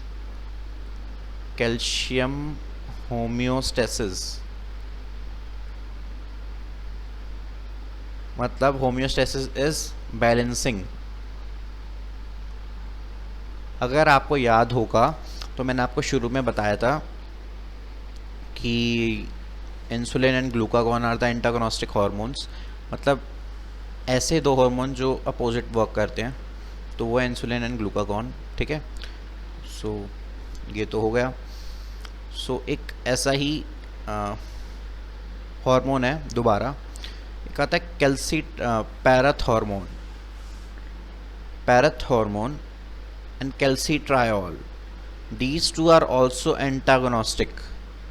ठीक है, calcitriol and parathormone are also antagonistic. दोनों अपोजिट काम करते हैं। हम दोनों का फंक्शन आगे सीखेंगे, मतलब क्या फंक्शन है दोनों का। रेनिन का काम का क्या होता है? कंस्ट्रक्शन कराना।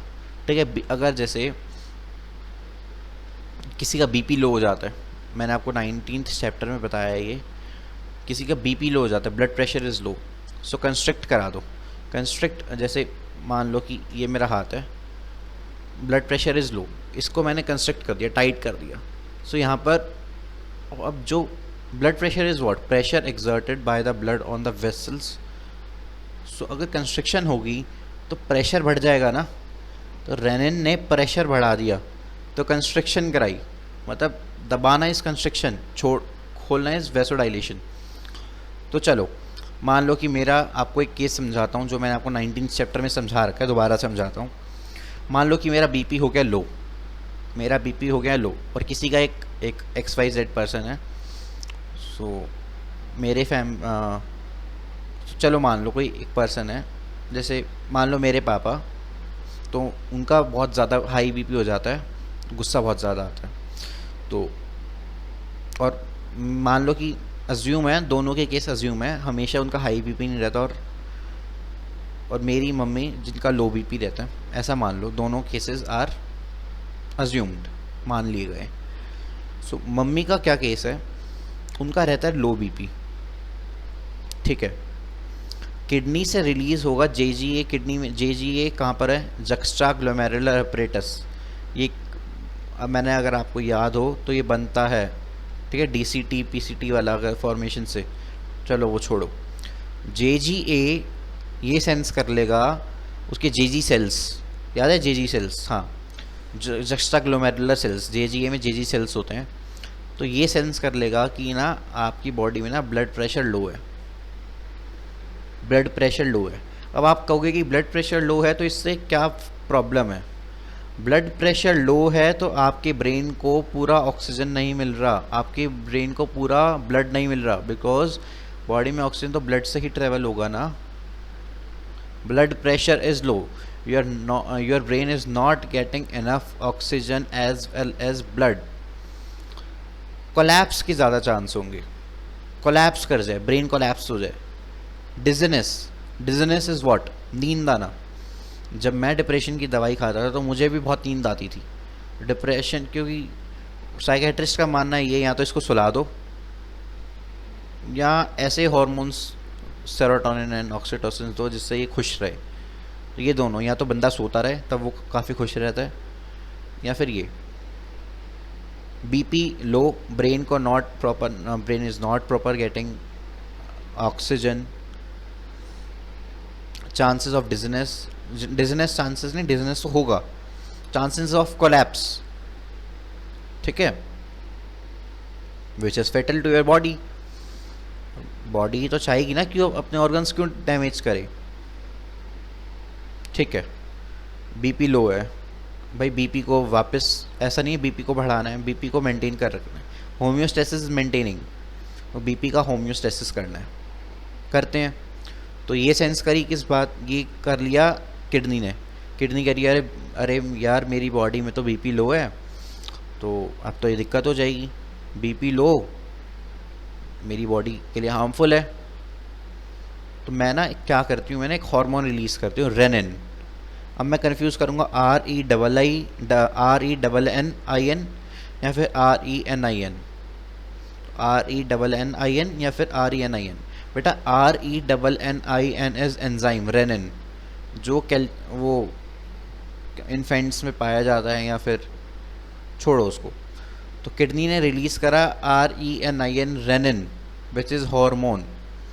रेनिन क्या करेगा, कंस्ट्रक्शन करा देगा। कंस्ट्रक्शन मतलब मान लो कि एक ये पाइप, मान लो पाइप, आप कभी देखो कि कोई जैसे ईंट वीट होती है तो उसको पानी दिया जाता है, जब भी घर बन रहा होता है तो ईंट जब भी होता है, लेंटर डलते हैं तो उसको पानी वानी दिया जाता है।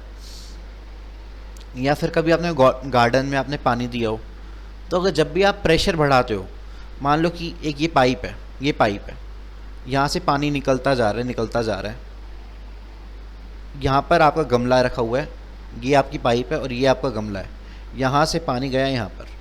मान लो कि गमला यहाँ पर कर दिया मैंने, अगर आपको दिख रहा होगा, मान लो कि गमला थोड़ा दूर कर दिया यहाँ पर। अगर आपको अब प्रेशर, आप क्या करते हो, आगे से दबा देते हो उसको या फिर दबा के रख देते हो, तो पानी दूर तक जाता है, जाता है ना। प्रेशर बढ़ा दिया आपने।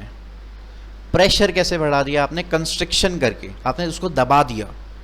तो आपका बीपी लो है, बीपी ब्लड प्रेशर, आपका बीपी लो है, आपका ब्लड प्रेशर लो है, तो जेजी सेल्स क्या करेंगे, ये जेजीए, किडनी में है JGA, juxtaglomerular apparatus, then उसमें है जेजी सेल्स, वो ये सेंस करेंगे भाई बॉडी का ब्लड प्रेशर कम है, ये मेरे लिए हार्मफुल है, मेरा ब्रेन कोलैप्स कर सकता है, ब्रेन नींद आने लग जाती है, जीभ दबने लग जाती है, और तलुआ बोलते हैं जिसको, जीभ बाहर नहीं आती, जीभ दबने लग जाती है, चक्कर आने लग जाते हैं, डिजीनेस, एक ही बात हो गई।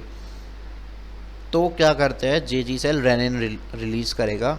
रेनिन क्या करेगा, ब्लड वेसल्स पे एक्ट करेगा और कंस्ट्रक्शन कराएगा। कंस्ट्रक्शन होगा तो जो ब्लड प्रेशर है वो वापस से बढ़ जाएगा। बढ़ जाएगा मतलब होम्योस्टेसिस हो जाएगा, मेंटेन हो जाएगा। मान लो कि 160, 100 is systolic and 60 is diastolic, ये प्रेशर चल रहा है। मान लो कि रेनिन के बाद जब रेनिन ने जेजी सेल्स ने रेनिन रिलीज़ करा तो प्रेशर हो गया 120/80 which is normal. So 160 is अब normal, 120/80 is normal. So maintaining of anything, किसी चीज़ को मेंटेन करना इज़ होम्योस्टेसिस। उसी प्रकार जब बॉडी में हमारा ग्लूकोज लेवल है तो वो मैंने क्या कहा, glucose levels are maintained by collective action of the insulin glucagon. So glucagon and insulin homeostasis maintain करता है। किस चीज़ का होम्योस्टेसिस? होम्योस्टेसिस मेंटेनिंग है ना, ग्लूकोज का होम्योस्टेसिस, ठीक है। चलो बात आती है पापा पे। पापा हाई बीपी, गुस्सा है, अज्यूम्ड है, हमेशा नहीं रहता, मान लिया गया कि हाई बीपी है। हाई बीपी में क्या होता है कि ब्लड पे इतना ज़्यादा प्रेशर लग रहा होता है कि ब्लड इतना ज़्यादा हार्ट पंप कर रहा होता है कि हार्ट की मसल्स वीक ना हो जाए, फटीग ना आ जाए। वैसे कार्डियक कार्डियक मसल्स कभी फटीक करती नहीं है, बट अगर एक बार फटीक कर जाए तो ठीक भी नहीं होती और कार्डियक अरेस्ट आ जाता है, cardiac arrest which can lead to death. मुझे पता है ये सब चीज़ें, फिर भी मैं पापा को समझाता हूँ बट फिर भी नहीं मानते पापा, तो क्या कर सकते हैं। तो वापस आते हैं, तो क्या था, हाई बीपी।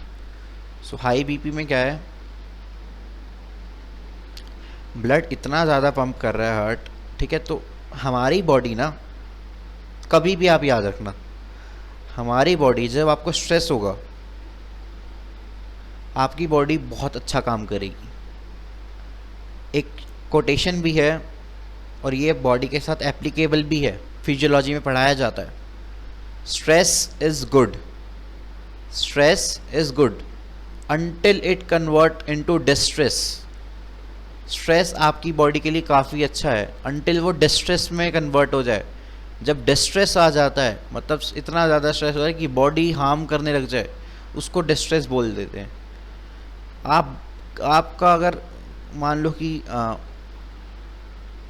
कभी कभार स्ट्रेस आ जाता है, तो जब वो स्ट्रेस आता है तो आपकी बॉडी ज़्यादा होती है, मतलब ज़्यादा फंक्शनल होती है। अगर मान लो कि आप कहीं गाड़ी में जा रहे हो, आप अकेले हो, आपने किसी को ठोक दिया, ये भी मान लिया गया कि ये भी अज्यूम्ड केस है, किसी को ठोक दिया, अब आप डर रहे हो कि पुलिस केस ना हो जाए या एफआईआर ना हो जाए या भागो वहाँ से, तो आप स्ट्रेस में आ गए।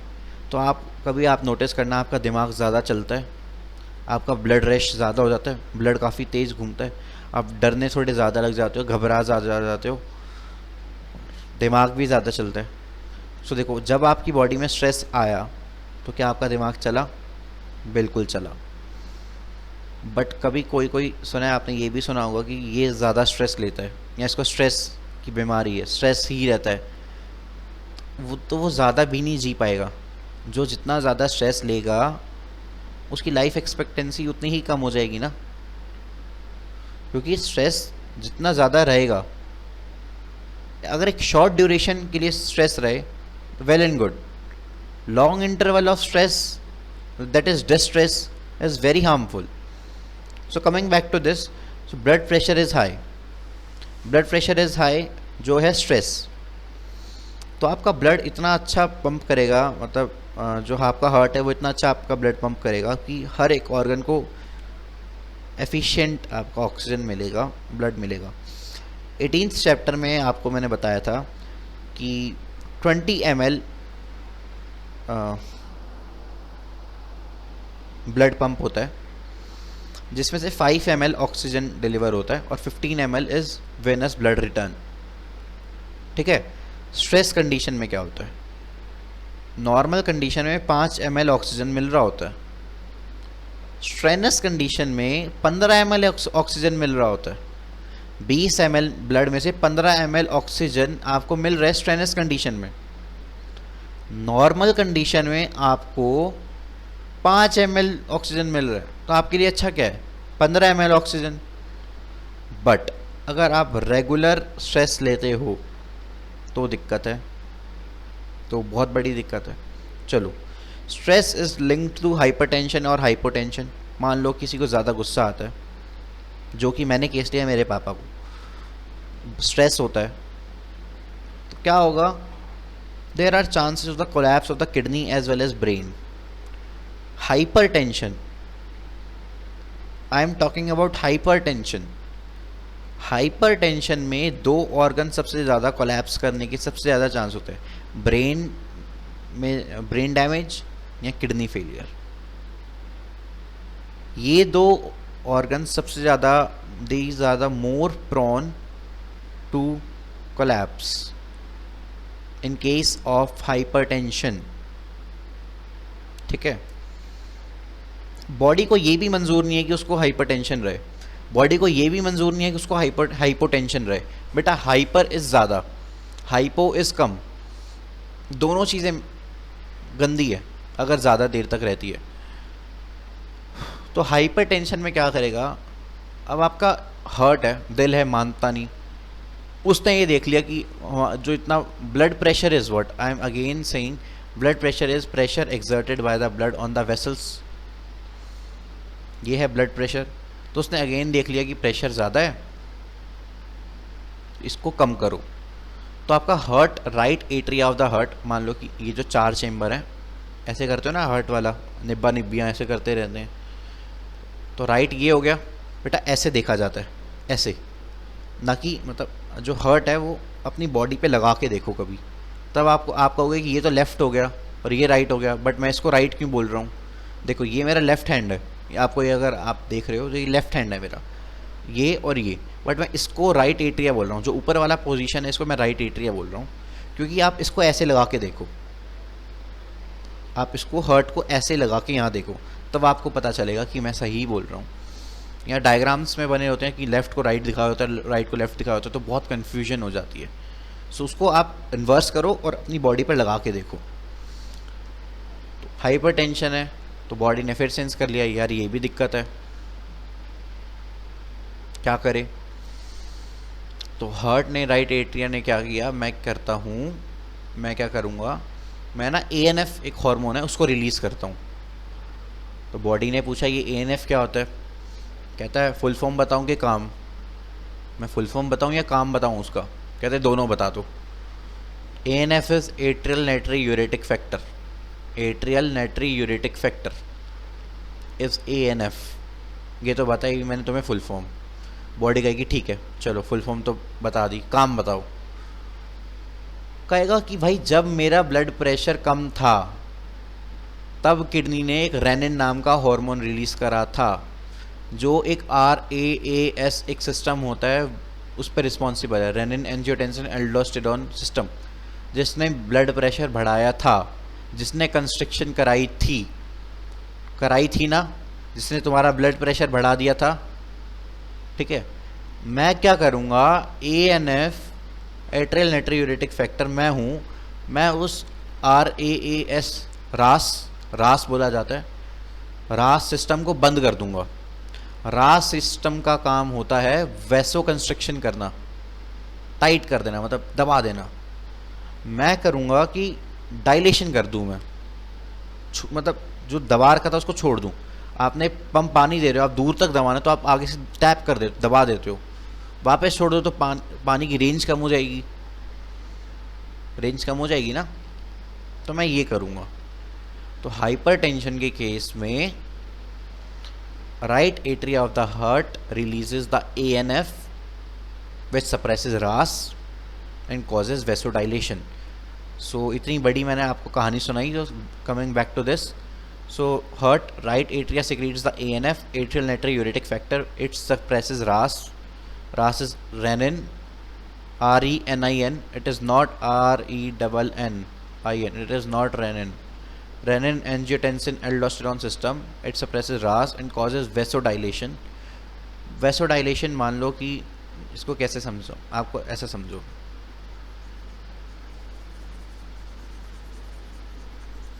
देखो ये आपकी है नॉर्मल ब्लड वेसल, आपको मैं ड्रॉ कर देता हूँ। ये है आपकी नॉर्मल ब्लड वेसल, ठीक है। when RAS is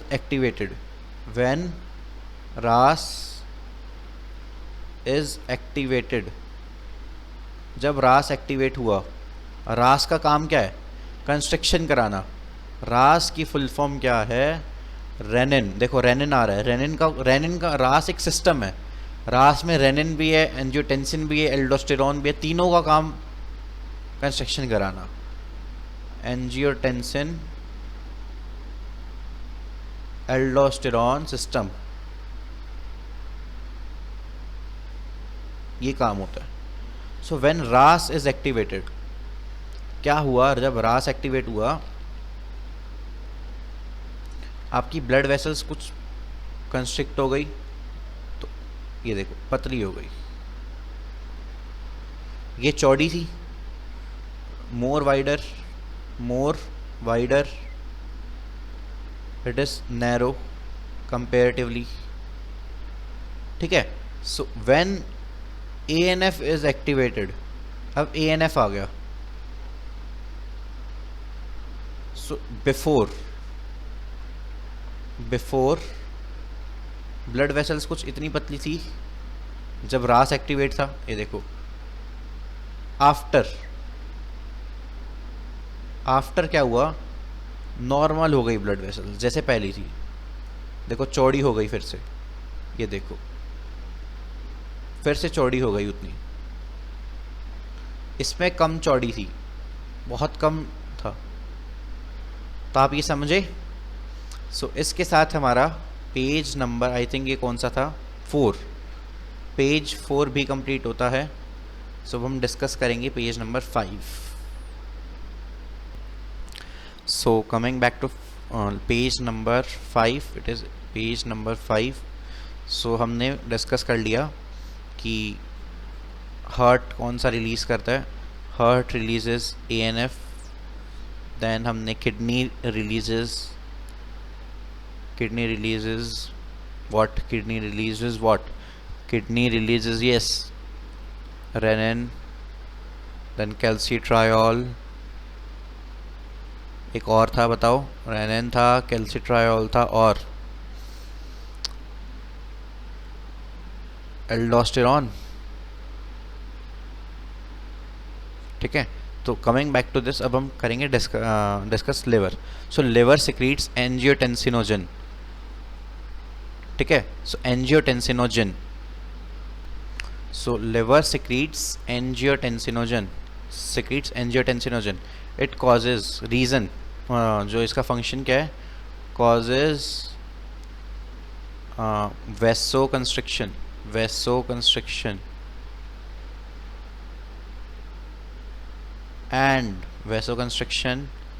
and high, चलो इसको रहने दो, इस आप ऐसे ही याद कर लो, इट कॉजेज वेसोकंस्ट्रिक्शन, आप ये की फंक्शन अभी इसको याद करो, causes vasoconstriction.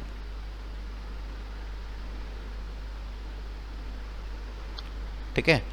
Next alimentary canal local hormone secrete करता है, जैसे कि लोकल हार्मोन्स हो गए सिक्रीटन, देन हो गया gastrin, these are the local hormones that are the secreted by the alimentary canal. These are the local hormones secreted by the alimentary canal. So अगर आपको याद आ रहा है तो gastrin and secretin is the first hormone, it is the first hormone discovered. मैं बेटा पिछली वाली सब चीज़ें लेके चलूँगा, डिस्कवर्ड फर्स्ट हार्मोन, या हार्मोन लिख लो, ठीक है। नेक्स्ट पीनियल ग्लैंड का ओरिजिन है एक्टोडर्म, जिसे आपको स्टार मारना है, इट इज़ वेरी इंपॉर्टेंट, क्या ओरिजिन पे क्वेश्चन आ जाता है। लोकेशन, इट इज़ सिचुएटेड एपीथैलेमस, ये अगर आपने 21वां चैप्टर पढ़ा है तो आपको एपीथैलेमस और डायनसेफेलॉन पता होगा।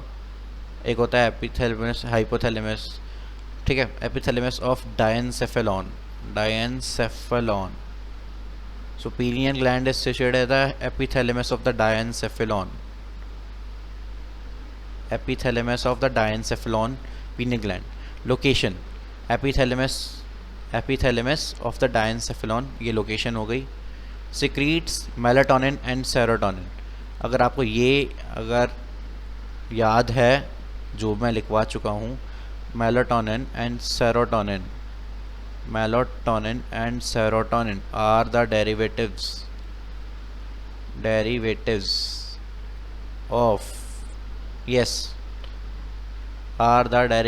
of tryptophan, है ना, tryptophan, which is an amino acid,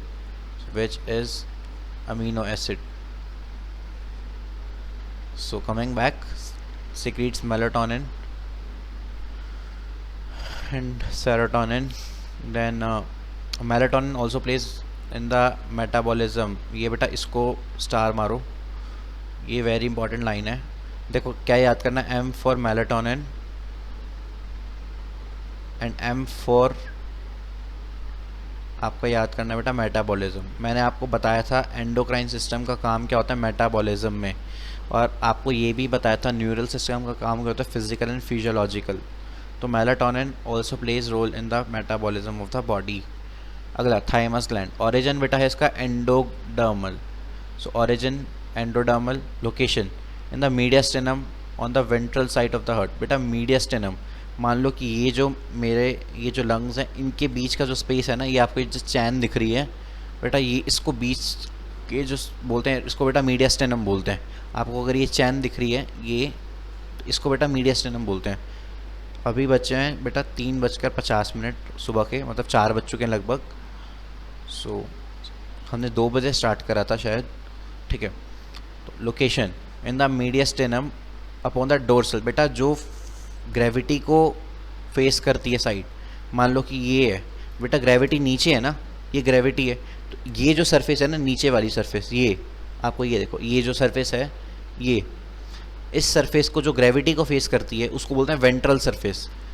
और जो ऊपर जो ग्रेविटी को फेस नहीं कर रही उसको बोलते हैं बेटा डॉर्सल सरफेस।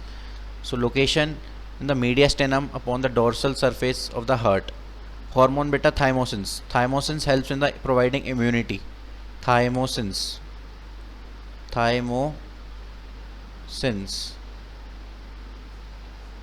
ठीक है।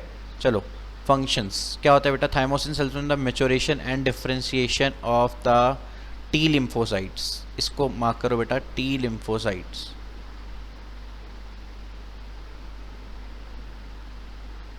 Thymosin helps in the maturation and differentiation of the T lymphocytes, forming cytotoxic TC cells, suppressor TS cells, and helper T cells. TH helps in exerting the actions of the TC cells and help in the secreting the antibody from the B lymphocytes. Note: thymus glands is called the throne of immunity and training school of the T lymphocyte. तो बेटा इसको हम पढ़ते हैं। तो क्या कह रहा है बेटा, हार्मोन कौन सा रिलीज़ करा, अब हम इसको एक बार पढ़ लेते हैं। ये तो मैंने आपको पढ़ के फटाफट सुना दिया, अब हम पढ़ लेते हैं। इसको पढ़ना ज़्यादा इम्पॉर्टेंट है।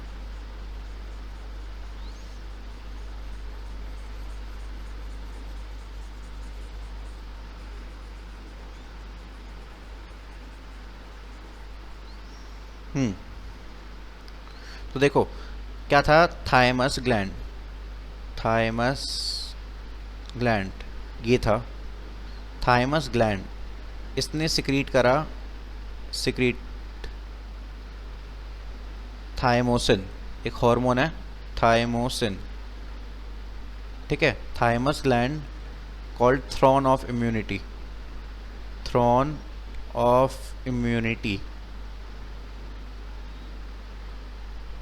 ठीक है। It is called throne of immunity, secrete thymosin. So thymosin helps in maturation, बेटा मैच्योर करने में, मैच्योरेशन एंड डिफरेंशिएशन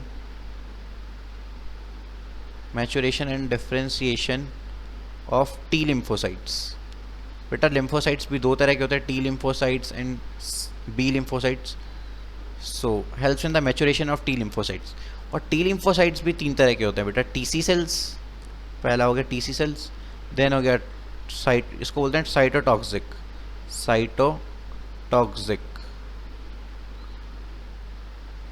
इसको बोलते हैं बेटा हेल्पर टी लिम्फोसाइट्स। और एक होता है TS suppressor.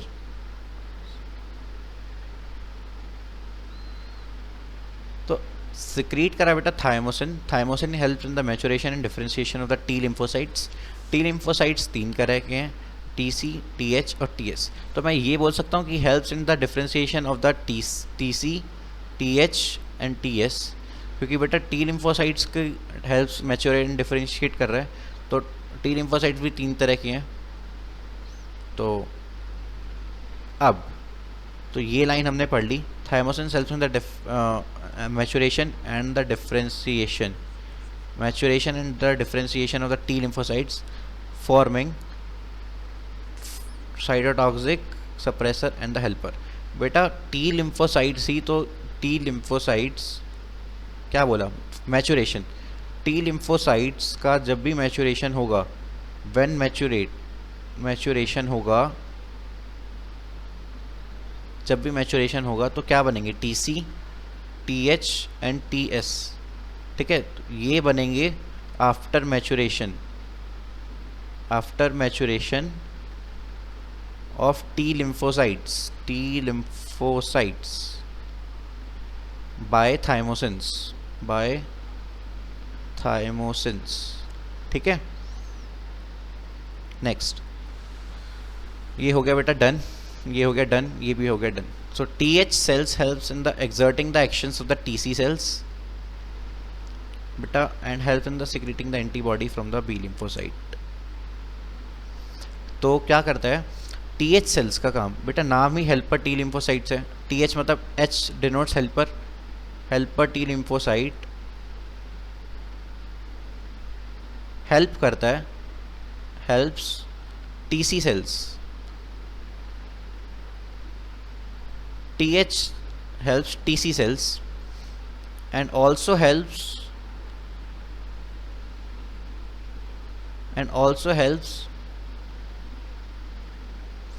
in production of antibodies from B lymphocytes।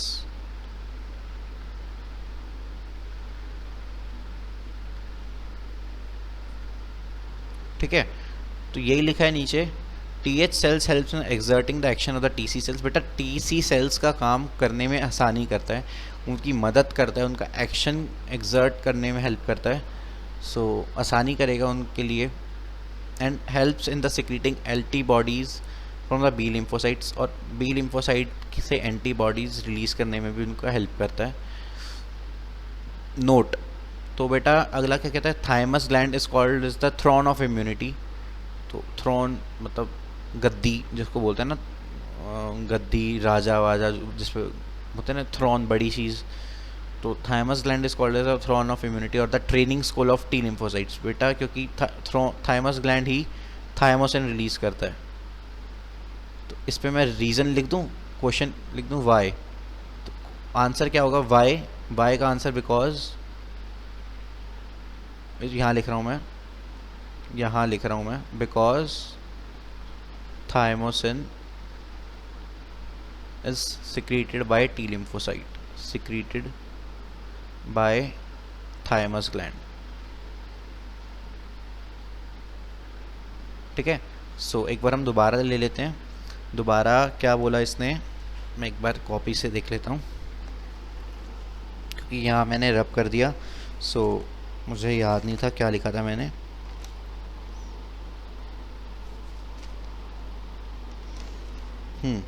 तो बेटा लिवर सिक्रीट करता है angiotensinogen, then alimentary canal secretes the local hormone that is secreted in gastrin, secreted in the first hormone discovered by the Starling and Bayliss, and the first hormone discovered by the endocrine gland is thyroid hormone by Kendall।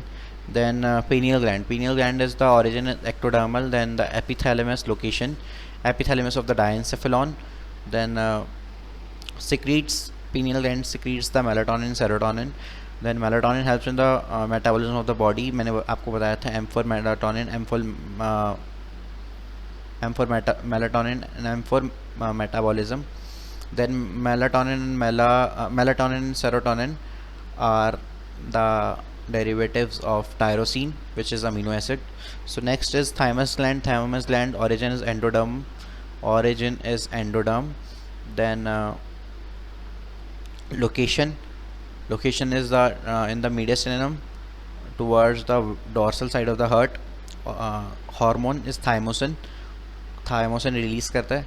thymosin helps in the maturation and differentiation of the T lymphocytes, forming the TC cells, TS cells and TH cells, where TC denotes cytotoxic T lymphocytes and TS denotes suppressor T lymphocytes and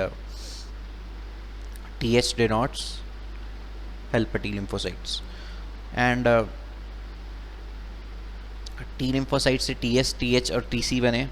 so thymus gland is called as a training school of the T lymphocytes because because thymosin is released by the thymus gland and it is responsible for maturation and differentiation।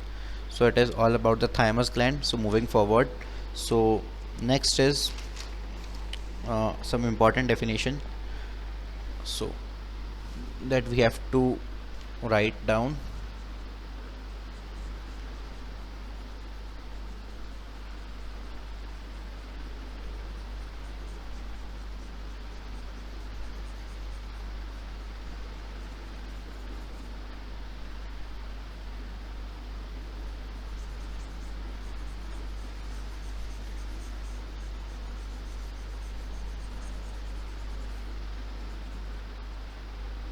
So note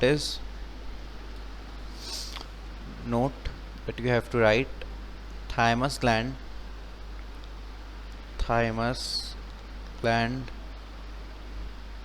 grows in size, बेटा size में बड़ा होता रहेगा, from birth to puberty, ठीक है, and get stronger by age. Second note क्या है बेटा, thymus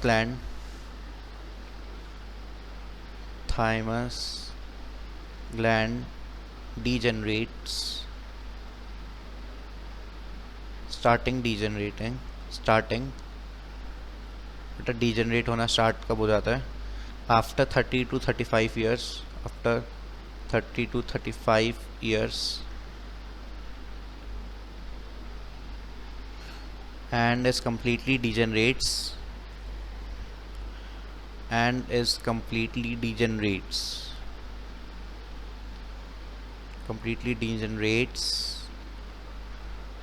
after 60 years. That's why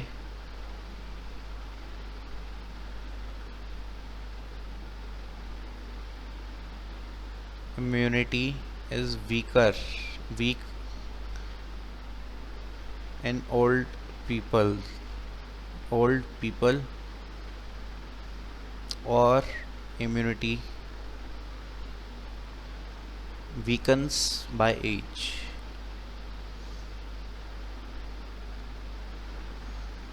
So thymus gland क्या करता है, ग्रोज जब बर्थ से लेके प्यूबर्टी तक ग्रो करता है और स्ट्रॉन्ग होता रहता है डे बाय डे. सो आप लोगों को पता होगा कि प्यूबर्टी की एज में हमारी इम्यूनिटी ज़्यादा स्ट्रॉन्ग होती है as compare to birth, infants की एज में या अर्ली चाइल्डहुड. सो बर्थ में जब बर्थ होता है देन इन्फेंटहुड, तो उतनी इम्यूनिटी स्ट्रॉन्ग नहीं होती, because immunity thymus gland provide करता है. एंड थाइमस ग्लैंड धीरे धीरे ग्रो करता है साइज़ में, और जितना ज़्यादा हम बढ़ते हैं तो उतना ज़्यादा वो मैच्योर फॉर्म होता रहता है. सो अगला पॉइंट है थाइमस ग्लैंड डीजनरेट. एक एज तक बढ़ता है ये, ऐसा नहीं है कि आप जितना भी आप बूढ़े होते रहोगे या फिर कितनी भी आप एज में बड़े होते रहोगे तो थाइमस ग्लैंड भी उतना स्ट्रॉन्ग या उतना ग्रो करता रहेगा. नहीं, थाइमस ग्लैंड एक एज तक बढ़ता है जो कि ये 30 to 35 ईयर्स, एंड उसके बाद वो डीजनरेट होने लग जाता है. सो आप लोगों को पता होगा, जैसे हमारे घर में बड़े जो हमारे दादा दादी होते हैं, नाना नानी होते हैं, तो उनकी इम्यूनिटी उतनी स्ट्रॉन्ग नहीं रहती जितने वो यंग पीपल की इम्यूनिटी ज़्यादा स्ट्रॉन्ग रहती है. सो यंग पीपल की इम्यूनिटी इसलिए ज़्यादा स्ट्रॉन्ग रहती है because thymus gland is well developed, and it start degenerating after the 30 to 35 years and completely degenerates after the 60 years. That's why the immunity in the old peoples weakens by age. So यही reason है कि जो बूढ़े लोग होते हैं वो उतने ज़्यादा इम्यूनिटी उनकी स्ट्रॉन्ग नहीं होती. सो विद दिस हमारा ये पार्ट 1 ख़त्म होता है यहाँ पर. एंड इस चैप्टर में मैं 3 या 4 पार्ट में इसको चैप्टर को ख़त्म करूँगा. मैं ट्राई करूँगा 3 से 4 पार्ट में, ज़्यादा भी हो सकते हैं कम भी हो सकते हैं. So with this is Vinayak signing off in this situation of Covid. Stay home, stay fit and stay healthy, and don't forget to like and comment and subscribe to my channel. So good day and take care. अभी बज चुके हैं सुबह के 4:04, और मैंने 2 बजे video start करी थी. सो अभी इस चैप्टर के बाद जो 4 वीडियोस या 3 या 4 वीडियोस में मैं ट्राई करूँगा इसको ख़त्म करने की. उसके बाद हम इसमें 28 ईयर्स के प्रीवियस EIBMT के क्वेश्चंस करेंगे, देन एम्स के क्वेश्चंस करेंगे, देन NCERT एक बार रीड करेंगे, जिससे हम कोई भी प्रोबेबिलिटी ना बचे हम क्वेश्चन गलत करें या फिर कोई भी क्वेश्चन छोड़ें। सो ठीक है, थैंक यू अगर आपने वीडियो यहाँ तक देखा। So thanks and please do subscribe to my channel. It really requires a lot of work and time as well as patience. So this is Vinayak again signing off. Bye bye, good day and take care.